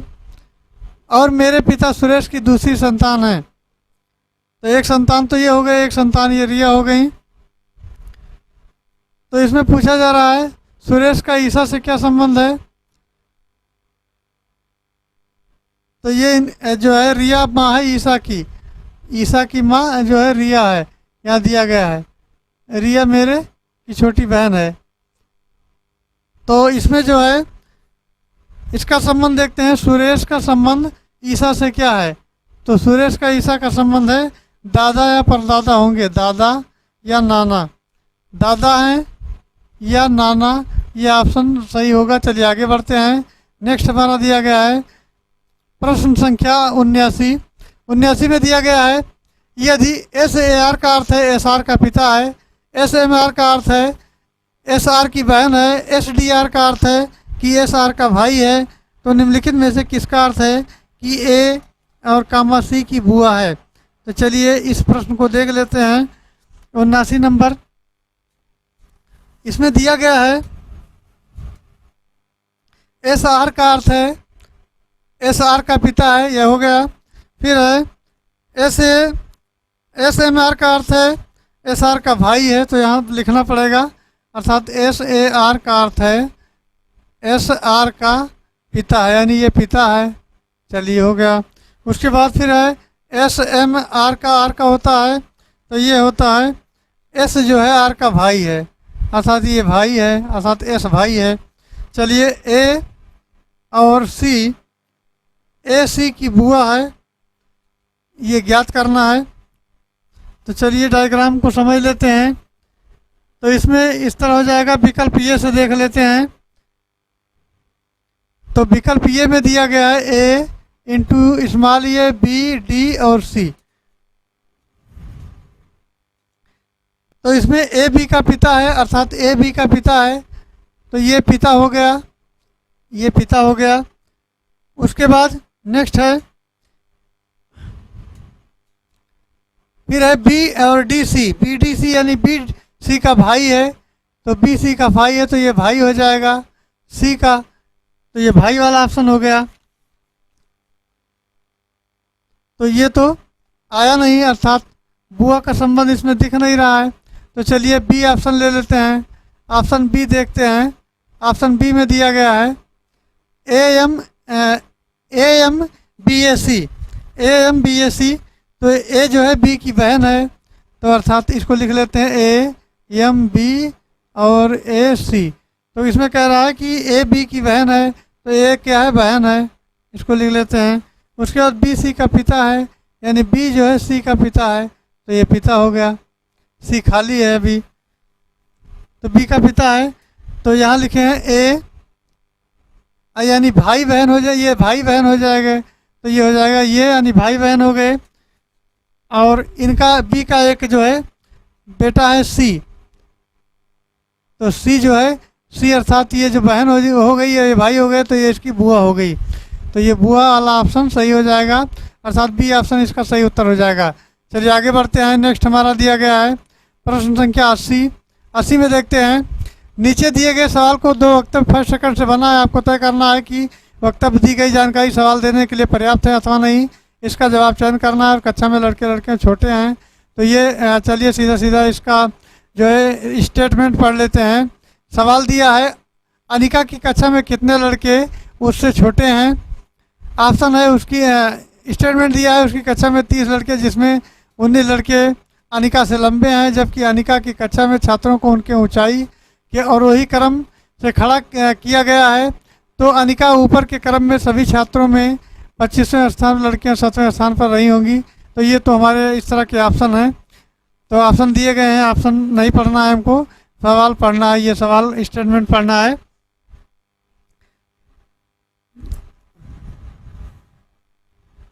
तो अनिका से 19 लड़के लंबे हैं, अर्थात अनिका से छोटे हैं।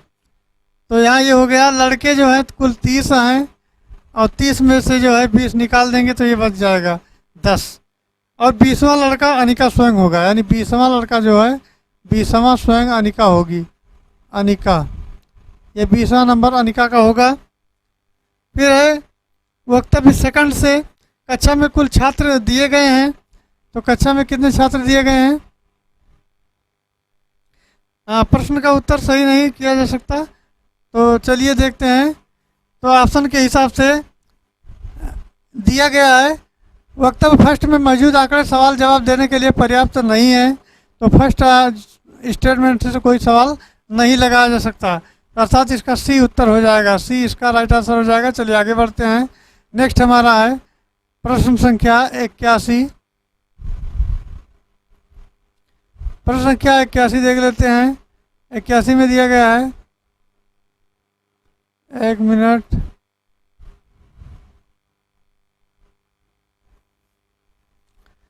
इक्यासवीं नीचे दिए गए सवाल हैं और उनके पूर्वानुमान है, आप देख सकते हैं। वक्तव्य में उसे कौन सी जानकारी यथोचित है जो उससे परे है और तार्किक रूप से अनुसरण करता है। तो इस दिए गए वक्तव्य में जो है, भारत में पंचवर्षीय योजनाओं में अधिक उपज वाले किस्म के बीज यानी HYV के लिए सब्सिडी देने की नीति संख्या जो है स्पष्ट है, और अधिक उपज वाली किस्म के बीज कृषि में उत्पादकता को बढ़ा देते हैं और उपज वाली किस्म जो है बीज की तुलना में सामान्य बीज अपेक्षाकृत कम उत्पादन वाले जो होते हैं। तो पूर्वानुमान फर्स्ट और सेकंड दोनों निहित हैं। तो पूर्वानुमान फर्स्ट और सेकंड दोनों निहित हैं, अर्थात जो 81 है फर्स्ट और सेकंड दोनों निहित हैं। कौन सा है? एक में फर्स्ट और सेकंड दोनों निहित है, तो बी ऑप्शन हो जाएगा। इसका जो ऑप्शन होगा वो बी वाला हो जाएगा। पूर्वानुमान फर्स्ट और सेकंड दोनों निहित हैं। चलिए आगे बढ़ते हैं। नेक्स्ट हमारा है, नेक्स्ट प्रश्न की बात की जाए तो नेक्स्ट दिया गया है 82 नंबर में दिया गया है। नीचे दिए गए सवाल को हल करना है और सवाल दे जवाब पढ़ें, सही जवाब का चयन करें। LIV का कोड भाषा लिखा जाता है, तो LIFO को लिखा जाएगा इस तरह, POEM को इस तरह लिखा जाएगा। तो इसका जो सबसे पहले लिख लेते हैं दोनों कथनों से, कथन जो ये और भी दिए गए हैं। इसमें दिया गया है LIFE, यानी LIF और E, ये लाइफ होता है। लाइफ का जो क्रमांक दिया गया है ये दिया गया है C इस तरह का, फिर @ फिर है 52 इस तरह ये दिया गया है। फिर है POEM, तो इसको भी लिख लेते हैं POE और M। इसका जो होता है 5, उसके बाद ये हैश, फिर स्टार है, फिर 3 है। अब E का कोड क्या होगा? ये 5 होगा। तो E का कोड हमारा 5 है, तो लाइव लिखते हैं। तो लाइव में देख लेते हैं क्या क्या आता है। तो LIV जो है, LIV लिखा है, उसका कोड नहीं दिया गया है। LIV का कोड नहीं दिया गया है, तो इसको जो है इनके कथनों में उपलब्ध डाटा के जो उत्तर देने के लिए पर्याप्त नहीं है, अर्थात जो है इस स्टेटमेंट में जो दिए गए हैं वो पर्याप्त डाटा नहीं दिए गए हैं, अर्थात इसका जो उत्तर हो जाएगा वो बी हो जाएगा। बी में दिया है वक्त फर्स्ट सेकंड दोनों मौजूद आंकड़े सवाल के जवाब में देने के लिए पर्याप्त नहीं है, तो बी इसका सही उत्तर हो जाएगा। चलिए आगे बढ़ते हैं। नेक्स्ट हमारा है प्रश्न संख्या 83 देख लेते हैं। दिए गए विकल्पों में से संख्याओं की विषम जोड़ी ज्ञात कीजिए। 1 से 8 तक, 3 से 22, 7 से 50 तक और 9 से 65 तक। तो मित्रों इसका जो सही उत्तर हो जाएगा वो हो जाएगा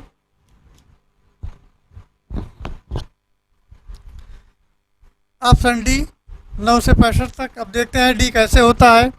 तो सबसे पहले तो ये दिया है 1 से 8 तक, तो इसको लिख लेते हैं 1 × 7 बराबर ये 7 हो जाएगा, और प्लस 1 जोड़ देंगे तो 8 हो जाएगा। इसी प्रकार ये 3 × 7 कर देंगे तो 7 × 21 हो गया, प्लस 1 जोड़ दिए तो ये 22 हो गया, 22 भी मिल रहा है। फिर उसके बाद में दिया गया है 7, तो 7 × 7 बराबर हो गया 49, प्लस 1 बराबर हो गया 50, ये भी सही है।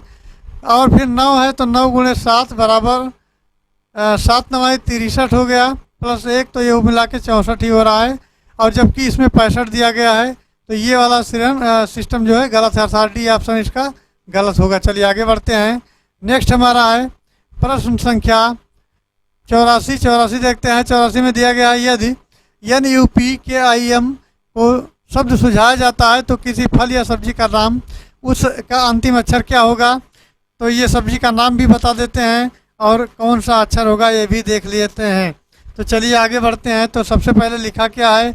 NUP लिखा गया है सबसे पहले तो इसको मिटा लेते हैं। ये दिया गया है तो इसमें लिखा है NUPKIP और M। अब इसको ऐसा वर्ड हमको सेलेक्ट करना है इन्हीं में से कि ये कोई सब्जी का नाम बन जाए। तो चलिए सेलेक्ट करते हैं।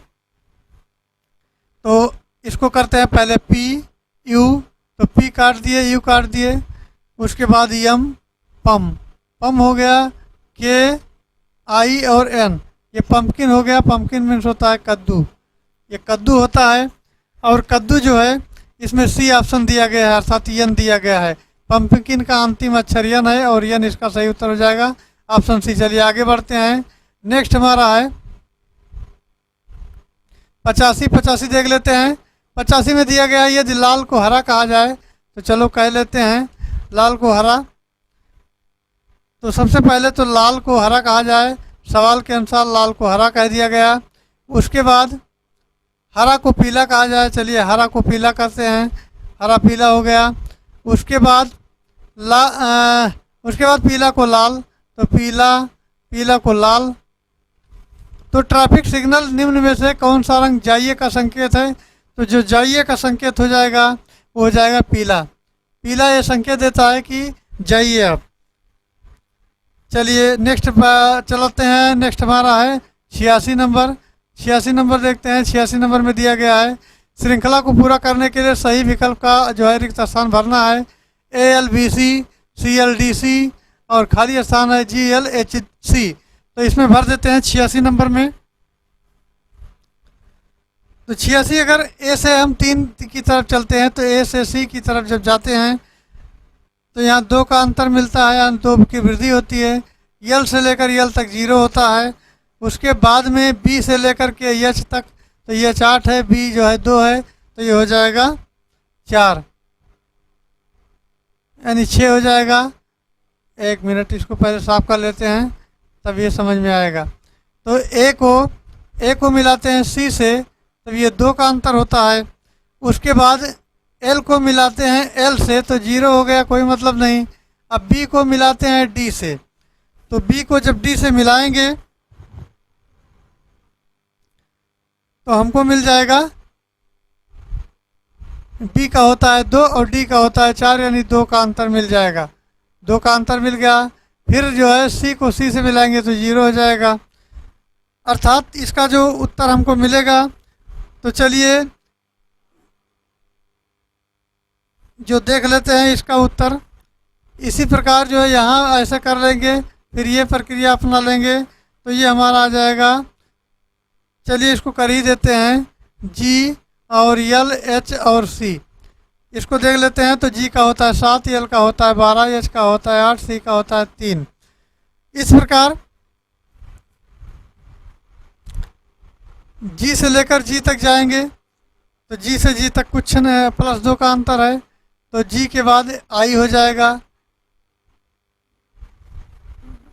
अर्थात यहाँ घटा लेते हैं, घटाना पड़ेगा तो घटा लेते हैं।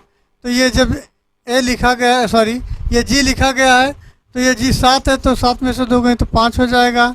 इसी प्रकार यल दिया गया है, तो एल जो है, एल का संबंध है एल से, तो ये 0 है, तो ये 0 हो जाएगा, अर्थात एल हो गया। चलिए फिर नेक्स्ट देखते हैं। एच दिया गया है और एच जो है, एच की तुलना की गई है बी से, तो बी का डी से, यानी 2 का अंतर हो जाएगा। उसके बाद सी का जो है सी से, तो 0 हो जाएगा। यहाँ करना था, चलो सॉरी। तो ये जी का ये 5 हो गया, यल का यल रहेगा, एच का 8 होता है, तो 8 में से 2 जब घटाएंगे तो ये बनेगा 6, अर्थात 6 जो मान होता है वो एफ होता है, तो 6 एफ होता है। उसके बाद में फिर सी का है, तो सी का जो है 0 है, सी इसमें भी मिल रहा है और सी इसमें भी मिल जाएगा। तो अर्थात ये जो है 5 एल और एफ, ये कहाँ गया भाई? तो ये है ई एल और एफ सी, अर्थात बी में दिया गया है, तो ई का मान होता है, बी ई का मान होता है 5, एल होता है, फिर एफ ये दिया गया है, एफ यहाँ, और सी दिया गया है दूसरे स्थान पर, तो बी इसका राइट आंसर होगा। चलिए आगे बढ़ते हैं। नेक्स्ट प्रश्न हमारा है प्रश्न संख्या 87 देख लेते हैं। श्रृंखला को पूरा करने के लिए सही विकल्प को भरना है। इसमें दिया गया है फर्स्ट वी वाई, तो इसमें दिया गया है, तो इसको देखते हैं। एक का जो है 6 से करवाते हैं और बी का करवा देते हैं एफ से, और उसके बाद वाई का करवा देते हैं, वाई का बी से। इसी प्रकार सेम पैटर्न चलते रहते हैं। तो इसका जो सही उत्तर हो जाएगा वो हो जाएगा 2 आई आर और एम, अर्थात इसका सी ऑप्शन सही हो जाएगा, 2 आई आर एम, 2 इसका राइट आंसर हो जाएगा। चलिए आगे बढ़ते हैं। नेक्स्ट हमारा है, नेक्स्ट देखते हैं प्रश्न संख्या 88 देख लेते हैं। 88 में दिया गया है श्रृंखला को पूरा करने के लिए सही विकल्प रिक्त स्थान को भरें। J F M A M J J, तो ये होता है, ये जे से हो गया आपका जुलाई, और एफ से हो गया, जे से हो गया जनवरी, एफ से फरवरी, मार्च, अप्रैल, मई, जून, जुलाई, तो ये अगस्त हो जाएगा। जाहिर सी बात अगस्त आएगा, तो बी इसका जो है राइट आंसर हो जाएगा। अर्थात ये से शुरू करेंगे इसको, ए फॉर अगस्त। चलिए आगे बढ़ते हैं।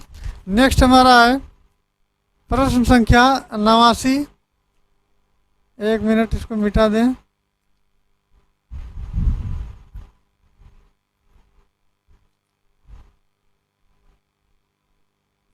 तो ये प्रश्न हमारा है 89। अंजू प्रीति से छोटी है, मोहन जयंत से प्रीति से बड़े हैं, परंतु सुधा छोटे हैं, श्रीधर उम्र के बराबर है, तो श्रीधर है। तो चलिए इसको देख लेते हैं 89 क्वेश्चन नंबर को। और इसमें दिया गया है सबसे पहले अंजू प्रीति से छोटी है। तो अंजू जो है यहाँ लिख दो अंजू ये छोटी है किससे, सॉरी इधर लगेगा, ये डायग्राम उल्टा लग गया, वही आदत पड़ गई है, इधर लगेगा। तो ये हो जाएगा प्रीति।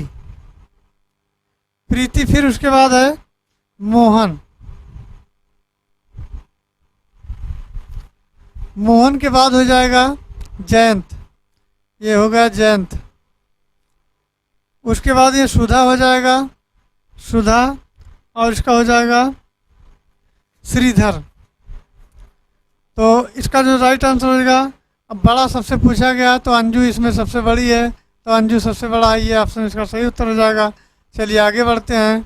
नेक्स्ट प्रश्न हमारा है 90 देख लेते हैं। 90 में दिया गया है अक्षरों और संख्याओं में निम्नलिखित श्रृंखला का विचार कीजिए। ये इतना भारी भरकम वर्ड दिया गया है। 31वें अक्षर के दाईं तरफ 70वें स्थान पर क्या होगा। तो बात करें जब 90 की, तो यहाँ तो सबसे बड़ा लिखना मुश्किल हो जाएगा। चलिए यही कर लेते हैं, यही ही हल कर लेते हैं छोटा छोटा करके। तो इसमें जो है दिया गया है कि 31वें अक्षर पर है, ये जो है जड जो है 31वें अक्षर पर है। तो जड यहाँ हमारा है, एक मिनट, ये जड कौन सा है, तो जड जो है ये जड है यहाँ पर, ये जड है 31वें नंबर पर है। और उसके बाद ये कह रहा है ये अक्षर जो है दाएं से है और दाएं से 17वां भी है, तो ये 17वां इसको लिख देते हैं। तो ये एक मिनट मिट गया, ये दाएं 31वां हो गया और ये दाएं से 17वां हो गया। तो गिन लेते हैं, तो यहाँ जो है यू है, ये पड़ जाएगा 17वां। चलिए अब बाएं से दोनों जो है 31वें स्थान पर अक्षर है और दाएं से 17वें स्थान पर ये आएंगे। तो जो यू ऑप्शन है ये राइट आंसर हो जाएगा, ये इसका राइट आंसर हो जाएगा। चलिए आगे बढ़ते हैं। नेक्स्ट प्रश्न हमारा है, प्रश्न में दिया गया है निम्नलिखित क्रम स्थापन का अध्ययन करें और प्रश्न का उत्तर दें। ये दिया गया है, इस तरह जो है इसको देखना है। AHB7 एंड बाई 6 जो रुपए का सिंबल है प्लस माइनस @ *910C। तो इस तरह जो है हमको इसको हल करना है।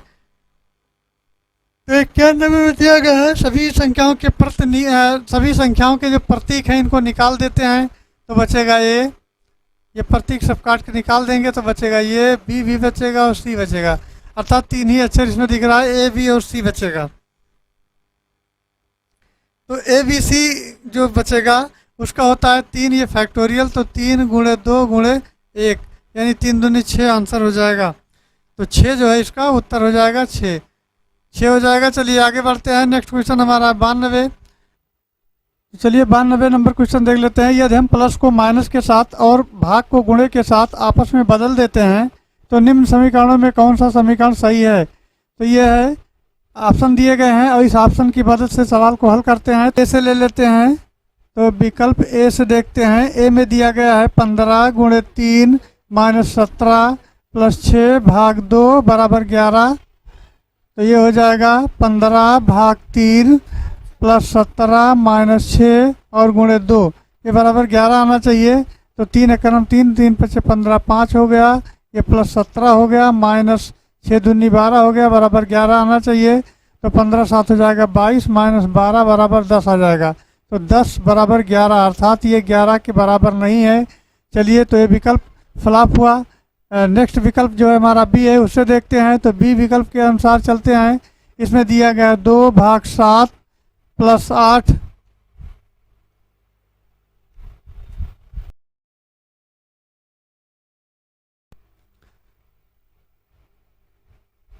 तो विकल्प बी से देखते हैं। विकल्प बी में दिया गया है 2/7 + 8 - 21 × 3 = 14।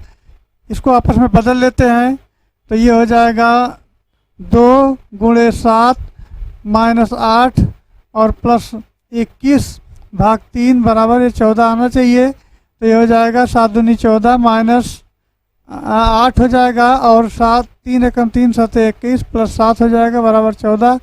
तो ये हो जाएगा 14 और 7 21 - 8 बराबर ये 14। तो 21 में से 8 निकालेंगे तो ये बच जाएगा, ये हो जाएगा 13 और 13 बराबर 14। ये भी नहीं आ रहा है तो चलिए सी विकल्प ले लेते हैं और सी विकल्प के माध्यम से 12 - 16 × 3 + 5 / 4 बराबर 1 है। तो इसको 12 + 16 और भाग 3, 1 मिनट, ये विकल्प सी फिर से देख लेते हैं। विकल्प सी है 12 - 16 × 2 + 5 / 4 बराबर 1। तो इसको हल कर लेते हैं। 12 + 16 और भाग 2 - 5 और × 4 बराबर 1। तो ये हो जाएगा 2 कम 2 8 16 यानी 12 + 8 हो जाएगा -4 पंचे 20 हो जाएगा बराबर 1। तो 12 8 20 और -20 बराबर 1। तो 0 बराबर 1 ये भी नहीं आ रहा है। तो चलिए डी विकल्प लेते हैं और डी विकल्प के माध्यम से देखते हैं। तो 17 + 7 भाग 2 - 21 × 3 बराबर 10। इसको हल कर लेते हैं। 17 - 7 × 2 और +21 भाग 3 बराबर 10 आना चाहिए। तो ये हो जाएगा 17 - 7 दूनी 14 प्लस हो जाएगा 3 एकम 3 7 21 बराबर 10 हो गया। तो ये हो जाएगा 17 और 7 24 - 14 बराबर 10 यानी 10 इधर भी आ जाएगा तो 10 ये इसके बराबर है, अर्थात इसका डी राइट आंसर हो जाएगा। ऑप्शन डी इसका सही उत्तर हो जाएगा। चलिए नेक्स्ट प्रश्न पर चलते हैं। यहाँ लिख लेते हैं। यदि आर का अर्थ है माइनस और ए का अर्थ है प्लस, बी का जो अर्थ है भाग है और सी का अर्थ है वो गुणे है, तो ये समीकरण दिया गया है 25 और ए 36 सी, उसके बाद 2b 4r और 11। तो इसको जो है उस स्थान पर रख लेते हैं। तो 25 लिखेंगे, ए का मान होता है -36 करेंगे और सी का होता है गुणे तो 2 हो गया। फिर बी का जो है होता है भाग ये 4 है और आर का जो दिया गया है -11 है। इसी आधार पर ए का जो है प्लस है, ए का प्लस यहाँ कर लीजिए। तो ये जो है प्लस है। अब इसी प्रकार 25 हो जाएगा प्लस ये 36 हो जाएगा गुणे 2/4 हो जाएगा -11 हो जाएगा। इसको हल कर लेते हैं। 2 कम 2 2 दूनी 4, 2 कम 2 और 2 कम 2 2 8 16 यानी हो जाएगा 25 + 18 -11। अब इसको जो है घटा लेते हैं। तो 18 में से अगर 11, वैसे नियम तो है सबसे बाद में ही घटाना है तो जोड़ लेते हैं पहले। 25 और 10 35, 35 और 5 40, 3 43 हो गया। 43 में से अगर 11 घटा लेंगे तो ये बचेगा 1, ये बचेगा 2 और ये बचेगा 3 यानी 32 जो है हमारा उत्तर आना चाहिए। 32 ऑप्शन ये में दिया गया, अर्थात 32 जो है इसका सही उत्तर हो जाएगा। चलिए आगे बढ़ते हैं। नेक्स्ट हमारा है, नेक्स्ट प्रश्न देखते हैं। 94 में दिया गया है नीचे दी गई संख्याएं किसी विशेष गणितीय संक्रिया पर आधारित है, विकल्पों में से उसे चुनिए जो गणितीय संक्रिया का अनुसरण करता है।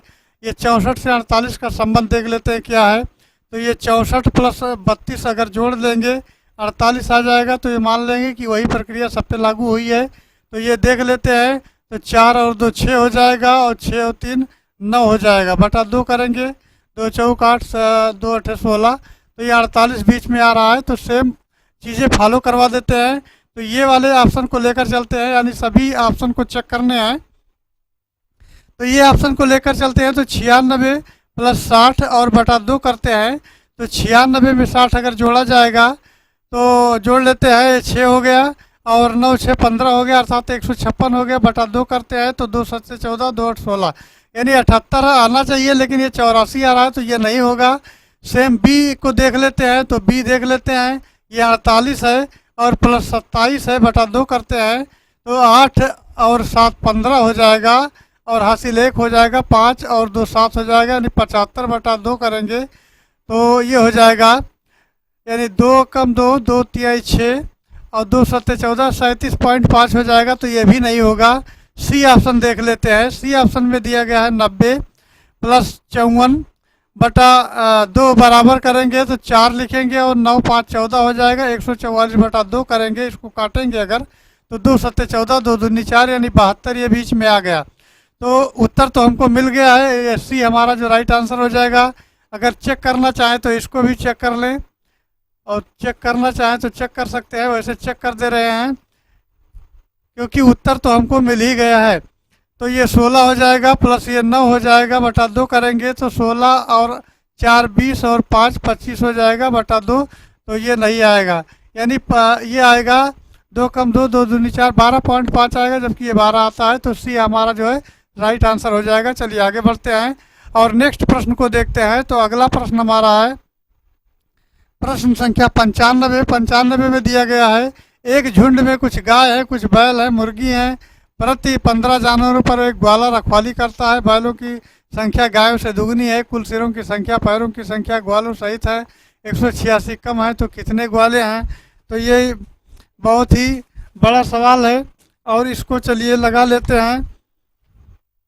तो यहाँ तो पहले तो मान लेते हैं कि जो गायों की संख्या है वो x है, तो माना जो है गायों की संख्या है वो x है। उसके बाद बैलों की संख्या मान लेते हैं, तो बैलों की संख्या जो हो जाएगी वो 2x हो जाएगी। और कुल जानवर यहाँ देख लेते हैं, तो कुल जानवर जो हैं वो हैं x प्लस 2x प्लस 45, अर्थात 3x प्लस 45 ये कुल जानवर हैं। 15 जानवरों पर एक ग्वाला रखवाली करता है। 15 जानवरों पर एक ग्वाला रखवाली करता है, तो ये है ग्वालों की संख्या निकाल लेते हैं। तो 3x प्लस 45 बटा 15, यानी 15 ग्वालों पर एक जो है रखवाली करता है। कुल सिर की बात की जाए तो कुल सिरों की संख्या लिख लेते हैं। तो कुल जो है सिरों की संख्या, अर्थात सिरों की संख्या, तो सिरों की संख्या देख लेते हैं कुल कितनी है। तो ये हो जाएगा 3x plus 45 plus 3x plus 45 और बटा 15 ये दिया गया था, अर्थात ये आ जाएगा हल करने पर 16 बटा 15 अर्थात 3x प्लस 45। यहाँ तक तो आ गया। अब चलिए थोड़ा सा इसको मिटा लेते हैं, उसके बाद कुल पैरों की संख्या देख लेते हैं। तो कुल पैरों की संख्या की यदि बात की जाए तो इसमें दिया गया है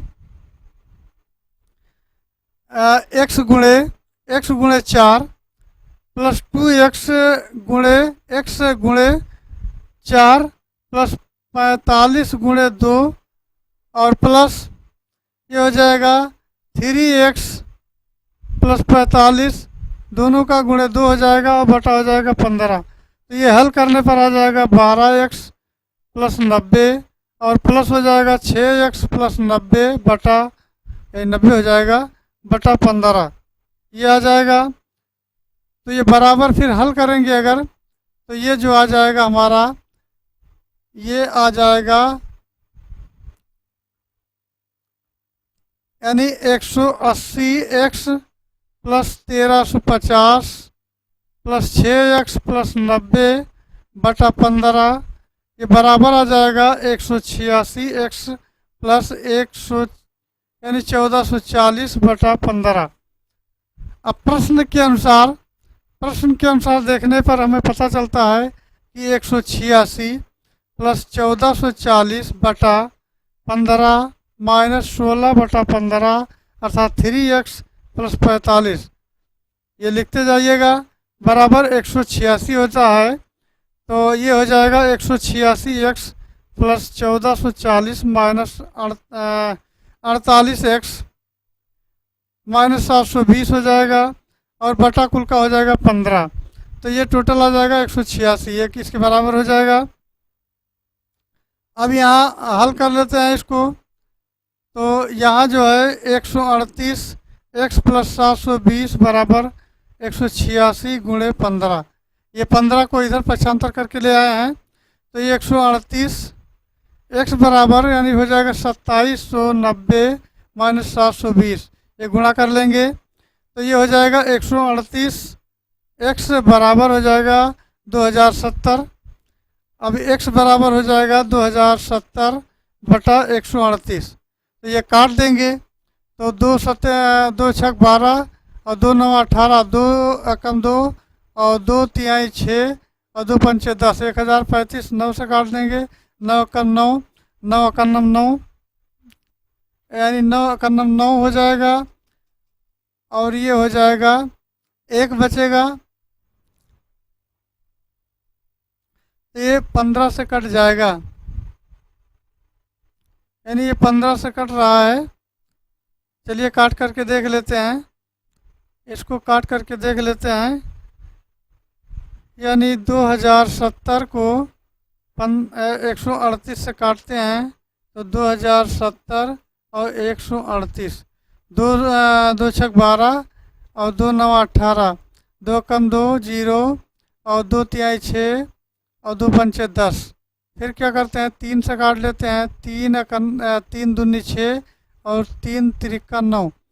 फिर हो जाएगा 3 तिरिक्का 9 हो जाएगा और 3 चौक 12 हो जाएगा, 3 पचे 15 हो जाएगा। ये 23 को काट लेते हैं तो 23 अकन्नम 23 हो जाएगा। ये 14 में से 3 गए तो 9 और फिर 23 ये हो जाएगा 14 में से 3। एक मिनट क्या कह रहा है,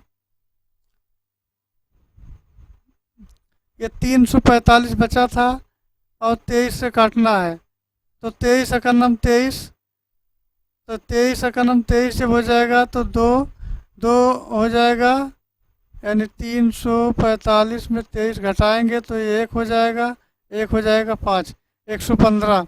और 23 पंचे 5 15, 5 दूनी 10 11, 23 पंचे 115। तो 23 पंचे 115 जब करेंगे तो ये 15 आ जाएगा, टोटल हमारा 15 आ जाएगा। अब चलिए आगे बढ़ते हैं, ग्वालों की संख्या निकाल लेते हैं। तो ग्वालों की संख्या की बात की जाए तो ग्वालों की संख्या बराबर हो जाएगा 3x + 45 जो पहले आया था और बटा 15। तो ये हो जाएगा 3 गुणे जो मान हमारा आया है वो 15 आया है और प्लस 45। इस पे रख देते हैं, 3 है और x के स्थान पे 15 रख दिए जो मान अभी निकल के आया है, और 45 से बटा 15 कर देते हैं। तो ये हो जाएगा 15 3 45 और 45 हो जाएगा, ये 45 हो गया, 45 हो गया बटा 15 हो गया, यानी 90 बटा 15 हो गया, 15 6 का 90 हो गया। अर्थात 6 जो है 6 इसका राइट आंसर हो जाएगा और 6 ऑप्शन ये में दिया गया है, 6 इसका सही उत्तर हो जाएगा। चलिए आगे बढ़ते हैं। नेक्स्ट हमारा 96 देख लेते हैं। दिया गया है, नीचे दिए गए कथन के अनुसार कथनों को पढ़ें और तय करें कि उत्तर देने के लिए कौन सा कथन पर्याप्त है। विजय का जन्म किस वर्ष पूर्व हुआ था? तो विजय इस समय अपनी माता से 24 साल छोटा है। विजय का भाई, इसका जन्म 2000 में हुआ था, अपनी माँ से 30 साल छोटा है। तो इसको चलिए लगा लेते हैं। ये हमारा क्वेश्चन नंबर है 96। और 96 की बात की जाए तो विजय के भाई का जन्म हुआ था 2000 में और ये दिया गया है। विजय की माता का जन्म, तो 2000 में से अगर हम 30 घटा देंगे तो ये हो जाएगा 1970। और कथन फर्स्ट के अनुसार विजय की माता, विजय जो है अपनी माता से 24 साल छोटा है। तो 1970 में अगर 24 साल छोटा है तो 24 ये जोड़ देंगे और जोड़ने पर 4 हो गया, 7 2 9, यानी 1994 हो गया। तो 1994 ये निकल के आ गया हमारा। अर्थात जो विजय का जन्म है उसको ज्ञात करने के लिए दोनों स्टेटमेंट हमारे कथन जो हैं ज़रूरी हैं। दोनों स्टेटमेंट का उपयोग हमको करना पड़ेगा। तो ये दोनों स्टेटमेंट की बात जहाँ लिखी हो वो सही है। दोनों कथन फर्स्ट और सेकंड दोनों पर्याप्त हैं। तो मित्रों ये जो है डी ऑप्शन राइट आंसर हो जाएगा। डी ऑप्शन 96 का राइट आंसर हो जाएगा। चलिए आगे बढ़ते हैं।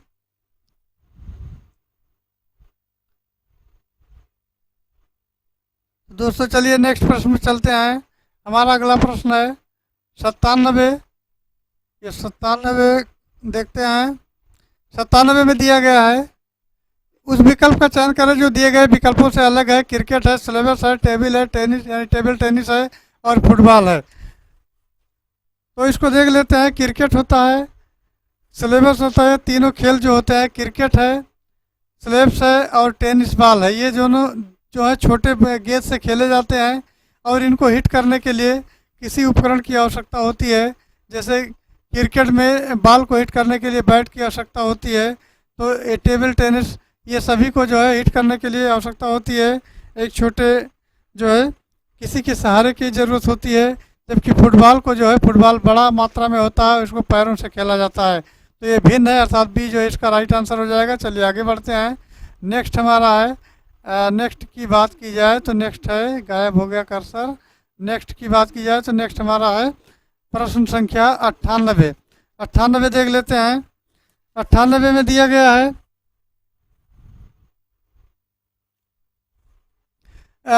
निम्न की आकृति दी गई है। एक मिनट इसको सही कर लें। हाँ, दिया गया है निम्न में कौन सी आकृति के बीच रिश्ते दर्शाती है। स्टोव, फ्रीजर है, बर्फ का टुकड़ा है। तो स्टोव है और फ्रीजर है, और फ्रीजर है और बर्फ का टुकड़ा है, स्टोव भी अलग हो गया, अर्थात बी ऑप्शन इसका सही राइट आंसर हो जाएगा। चलिए 99 देखते हैं। तो अगला प्रश्न हमारा आ जाएगा 99, और 99 को देख लेते हैं। 99 को देख लेते हैं। एक मिनट भैया, 99 कहाँ गए? हाँ, ये 99 आ गया। कर्ण पूर्व दिशा की में 1 किलोमीटर की यात्रा करता है यानी चलता है, तब दाएं मुड़कर वाई मीटर की दूरी तय करता है। बताइए प्रारंभिक बिंदु पर पहुंचने से कौन सी छोटी दूरी क्या होगी। तो छोटी दूरी ज्ञात कर लेते हैं। तो यहाँ दिया गया एक बिंदु, तो सबसे पहले जो है 1 मीटर की दूरी वो यात्रा तय करता है। उसके बाद फिर वो दाएं मुड़ता है, दाएं मुड़ करके ये यहाँ आ जाता है। तो ये 100 मीटर हो गया, वाई मीटर हो गया, और साथ ही ये दूरी हमको ज्ञात करनी है। तो ये इसका वर्जिन पॉइंट है यानी प्रारंभिक बिंदु, और ये इसका है एंड पॉइंट। तो इसको मान लो ए, इसको मान लो वो फॉर वर्जिन पॉइंट, और इसको मान लो बी। तो ये इसकी दूरी जो हमको निकालनी है, तो ओ बी की दूरी निकालनी है, ओ बी की दूरी। और ये पाइथागोरस प्रमेय लग रहा है, तो पाइथागोरस प्रमेय के अनुसार होता है कर्ण का स्क्वायर बराबर लंब का स्क्वायर प्लस आधार का स्क्वायर। तो ये कर्ण का स्क्वायर हो जाएगा, अर्थात ओ बी का जो स्क्वायर हो जाएगा, तो ये हो जाएगा X square plus Y square, और इसको वर्ग जो हटाएंगे तो वर्गमूल हो जाएगा X square plus Y square, अर्थात बी ऑप्शन जो है इसका राइट आंसर हो जाएगा। बी ऑप्शन में दिया गया है। चलिए नेक्स्ट प्रश्न की तरफ बढ़ते हैं, और हमारा आज का अंतिम प्रश्न है प्रश्न संख्या 100। एक कोड विशेष में अगर BIGIN को YLJHK के रूप में कोडबद्ध किया जाता है, तो बताइए ZONAL को कोड किया जाएगा। अब इसको देख लेते हैं। तो इसमें दिया गया है बी है, ई है, उसके बाद जी है, आई है, एन है। इसको कोडित करते हैं YWH, सॉरी, इसको कोडित करते हैं, 2 अक्षर एक्स्ट्रा लिख गया। तो इसको कोडित करते हैं Y और L, फिर JH और K। तो इसको करते हैं N का संबंध Y है, अर्थात N से जब Y में मिला जो है बढ़ेंगे N से Y तरफ, तो प्लस 11 का अंतर होगा। उसी प्रकार I से जब L की तरफ बढ़ेंगे तो इसका होगा प्लस 3 का अंतर, और G से जब J की तरफ जाएंगे तो इसका भी प्लस 3 होगा। E से जब H की तरफ जाएंगे तो प्लस 3 होगा, और B से जब जाएंगे K के तरफ तो ये प्लस 9 का अंतर होगा, अर्थात पहले 11, 3, 3, 3 और 9। तो चलिए इसी आधार पर हम इसको हल कर लेते हैं। तो जगह कम है इसीलिए समस्याएं आ रही हैं। तो सबसे पहले तो लिखते हैं ZONAL, और इसको ले चलते हैं उसी फॉलो पैटर्न पर। तो प्लस 11 जोड़ेंगे तो यल का 12 होता है, और 11, तो 11, 12, 23 होता है, 23 होता है W का। उसके बाद ए का जब चलेंगे तो ए से जब चलेंगे तो ये डी पर जाएंगे, यानी क्योंकि 3 है तो ए का 1 है, डी का 4 है, तो 3 हो गया, अर्थात यहाँ साफ साफ लिखते हैं WD। और फिर एन का होता है 14, और 14 से 3 जब जाएंगे तो 17 हो जाएगा, और 17 होता है क्यू का। फिर उसके बाद में ओ का 15 होता है, 15, 3, 18, 18 होता है आर का। उसके बाद में जेड का होता है, तो जेड में ये हो गया आर का, तो आर तक हो गया। तो उसके बाद +9 जोड़ेंगे तो जेड में 26 और 9, तो यानी आई हो जाएगा। तो आई हो जाएगा, तो हमको जो मिला वो मिला WDQRI, WDQRI राइट आंसर हो जाएगा। तो WD और QRI डी में दिया गया है, ऑप्शन डी इसका राइट आंसर हो जाएगा। तो दोस्तों आई होप जानकारी अच्छी लगी होगी। जानकारी अच्छी लगी हो तो चैनल को लाइक करें, सब्सक्राइब करें, शेयर करें, और ऐसे ही वीडियो देखने के लिए चैनल पर बने रहें। आगे इसी प्रकार की अच्छे अच्छे वीडियो आपको मिलते रहेंगे। तो वीडियो में यहाँ तक बने रहने के लिए धन्यवाद। Thanks for watching. जय हिंद।